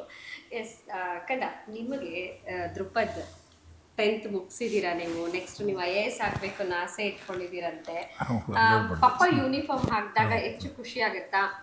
ಅವರು ಪೊಲೀಸ್ ಜೀಪಲ್ಲಿ ಬರ್ತಾರೆ, ಆ ಜೀಪಲ್ಲಿ ಬಂದಾಗ ಫ್ರೆಂಡ್ಸ್ಗೆಲ್ಲ ತೋರಿಸಿ ನಮ್ಮಪ್ಪ ಕಂಡ್ರು ಅಂತ ಹೇಳಿದ್ದೀರಾ ಯಾವಾಗಲಾದ್ರು? ಇಲ್ಲ. ಸೊ ಹೇಗನ್ಸುತ್ತೆ ಅವ್ರು ಪೊಲೀಸ್ ಜೀಪಲ್ಲಿ ಬರೋದು, ಪೊಲೀಸ್ ಡ್ರೆಸ್ ಹಾಕೊಳ್ಳೋದು, ಆ ಯೂನಿಫಾರ್ಮ್ ಅಲ್ಲಿ ಅವ್ರು ನೋಡುವಾಗ ಹೇಗನ್ಸುತ್ತೆ ನಿಮಗೆ? ಖುಷಿ ಆಗುತ್ತೆ. ನೀವು ಪೊಲೀಸ್ ಆಗ್ಬೇಕು ಅಂತ ಅನ್ಕೊಂಡಿದ್ದೀರಾ? ಬೇಡ, ಪೊಲೀಸ್ ಅದಕ್ಕಿನ್ನ ದೊಡ್ಡ ಹಂತಕ್ಕೆ ಹೋಗ್ಬೇಕು, IAS ಆಗ್ಬೇಕು ಅನ್ನೋದು ನಿಮ್ಮ ಆಸೆ. ನಿಮ್ಮ ತಂದೆ ಕೂಡ ಮಾತಾಡ್ತಾ ಹೇಳಿದ್ರು, ನನ್ನ ಮಗ ನನಗಿಂತ ಒಂದು ಹೆಜ್ಜೆ ಮುಂದೆ ಹೋಗ್ಬೇಕು ಅಂತ.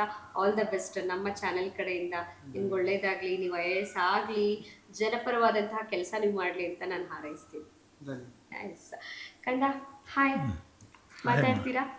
ಎಸ್, ನೀವು ಆಗಲೇ ಹೇಳಿದ್ರಿ ಪಪ್ಪ ನಿಮ್ಗೆ ಏನೆಲ್ಲ ಆಟ ಆಡಿಸ್ತಾರೆ, ಏನೆಲ್ಲ ಟೈಮ್ ಸ್ಪೆಂಡ್ ಮಾಡಿಸ್ತಾರೆ ಅಂತ ಹೇಳಿ. ಪಪ್ಪ ಯಾವಾಗಲಾದ್ರೂ ಜೋರು ಮಾಡಿದ್ದಾರ ದ್ಯುತಿಗೆ? ಇಲ್ಲ. ಯಾರು ತುಂಬಾ ಪೆಟ್ಟ ದ್ಯುತಿಗೆ? ಮಮ್ಮ ಆಗ್ಲೇ ಪಪ್ಪ ಅಂತ ಹೇಳ್ದಂಗಿತ್ತಲ್ಲ ನನಗೆ. ಯಾರು ಪೆಟ್ಟ? ಬೇಗ ಪಪ್ಪ. ಎಸ್, ಹೆಣ್ಮಕ್ಳಿಗೆ ಅಮ್ಮನಿಗಿನ್ನ ನೀವೆಷ್ಟೇ ಪ್ರೀತಿ ಮಾಡಿದ್ರು ಏನೇ ಮಾಡಿದ್ರು ಅಪ್ಪನೇ ಜಾಸ್ತಿ ಫೇವ್ರೇಟ್. ಅವ್ರಿಗೂ ಅಷ್ಟೇ ಹೆಣ್ಮಕ್ಳು ಅಂತ ಅಂದ್ರೆ ಮೇಡಮ್, ಅಮ್ಮಂದಿರ್ಗಿಂತ ಒಂದ್ ಹೆಜ್ಜೆ ಕೈ ಹೆಚ್ಚಿಗೆನೆ ಅಲ್ಲ? ಎಸ್, ಅಪ್ಪಂದ್ರಿಗೆ ಹೆಣ್ಮಕ್ಳು ಅಂದ್ರೆ ಬಹಳ ಪ್ರೀತಿ. ದ್ಯುತಿ, ನೀನ್ ಅಣ್ಣನ ಬಗ್ಗೆ, ಅಪ್ಪ ಬಂದ ತಕ್ಷಣ ಅಣ್ಣನ ಬಗ್ಗೆ ಕಂಪ್ಲೇಂಟ್ ಹೇಳ್ತೀಯಾ ಇಲ್ಲ ಅಮ್ಮನ ಬಗ್ಗೆ ಕಂಪ್ಲೇಂಟ್ ಹೇಳ್ತೀಯಾ? ಅಪ್ಪನ್ಗೆ ಅಣ್ಣನ ಬಗ್ಗೆನಾ? ಸೊ ಅಣ್ಣನ ಜೊತೆ ನೀವು ಖುಷಿ ಖುಷಿಯಾಗಿ ಕಿಟ್ಲೆ ಮಾಡ್ಕೊಂಡು ಜಗಳ ಮಾಡ್ಕೊಂಡು ಎಲ್ಲ ಮಾಡ್ತೀರಾ? ಎಸ್ ಧ್ರುಪದ್, ತಂಗಿ ತುಂಬಾ ಕಿಟ್ಲೆ ಮಾಡ್ತಾರಾ? ಹೇಗೆ, ನೀವು ಕಿಟ್ಲೆನ ತಂಗಿನ? ಅವಳೇನಾ? ಓಕೆ. ಇಲ್ಲ, ಮಗ ಸೈಲೆಂಟು, ಬಟ್ ತೀಟ್ಲೆ ಅನ್ನೋಕ್ಕಿಂತ ತುಂಬ ಆ್ಯಕ್ಟಿವು. ಮನೇಲಿ ನನ್ನ ಮಗಳಿದ್ರೆ ತುಂಬ ಖುಷಿ ಎಲ್ಲರಿಗೂ. ನಮಗೆಲ್ಲ ಮಗ ಅವ್ನು ತುಂಬ ಸೈಲೆಂಟು. ಧ್ರುಪದ್, ಹೇಗೆ ಅಪ್ಪನ ಬಗ್ಗೆ ನಿಮ್ಗೆ ಅವ್ರ ಪೊಲೀಸ್ ಕಡಕ್ ಡ್ರೆಸ್ಸು ಅದೆಲ್ಲ ನೋಡುವಾಗ ಅವ್ರ ಭಯ ಆಗುತ್ತಾ ಅಪ್ಪನ ಜೊತೆ? ಹೇಗನ್ಸುತ್ತೆ? ಭಯ ಏನಾಗಲ್ಲ, ಖುಷಿ ಆಗುತ್ತೆ, ಹೆಮ್ಮೆ ಆಗುತ್ತೆ. ಅಪ್ಪನ ಜೊತೆ ಹೇಗೆಲ್ಲ ಟೈಮ್ ಸ್ಪೆಂಡ್ ಮಾಡ್ತೀರಾ ನೀವು? ಅದೇ ಬೆಳಗ್ಗೆ ಹೊತ್ತು ನ್ಯೂಸ್ ಪೇಪರ್ ಜೊತೆ ಓದ್ತೀವಿ. ಅಪ್ಪನ ಜೊತೆ ಸೈಕ್ಲಿಂಗ್ ಮಾಡೋದು, ವಾಕ್ ಹೋಗೋದೆಲ್ಲ ಮಾಡ್ತೀರಾ? ಸ್ಕೂಲ್ ಮ್ಯಾಟರ್ಸ್ ಎಲ್ಲ, ನಿಮ್ಮ ಆಕ್ಟಿವಿಟೀಸ್ ಎಲ್ಲ ಅಪ್ಪನ ಜೊತೆ ಶೇರ್ ಮಾಡ್ತೀರಾ? ಶೇರ್ ಮಾಡ್ತೀರಾ. ಸೊ ಅಪ್ಪನ ಜೊತೆ ತುಂಬಾ ನೀವು ಟೈಮ್ ಸ್ಪೆಂಡ್ ಮಾಡಬೇಕು ಅಂತಂದ್ರೆ, ಎಲ್ಲಾದ್ರೂ ಹೋಗ್ಬೇಕು ಅಂತ ಅನ್ಸಿದ್ರೆ ಎಲ್ಲಿಗೆ ಹೋಗಕ್ಕೆ ಇಷ್ಟಪಡ್ತೀರಾ?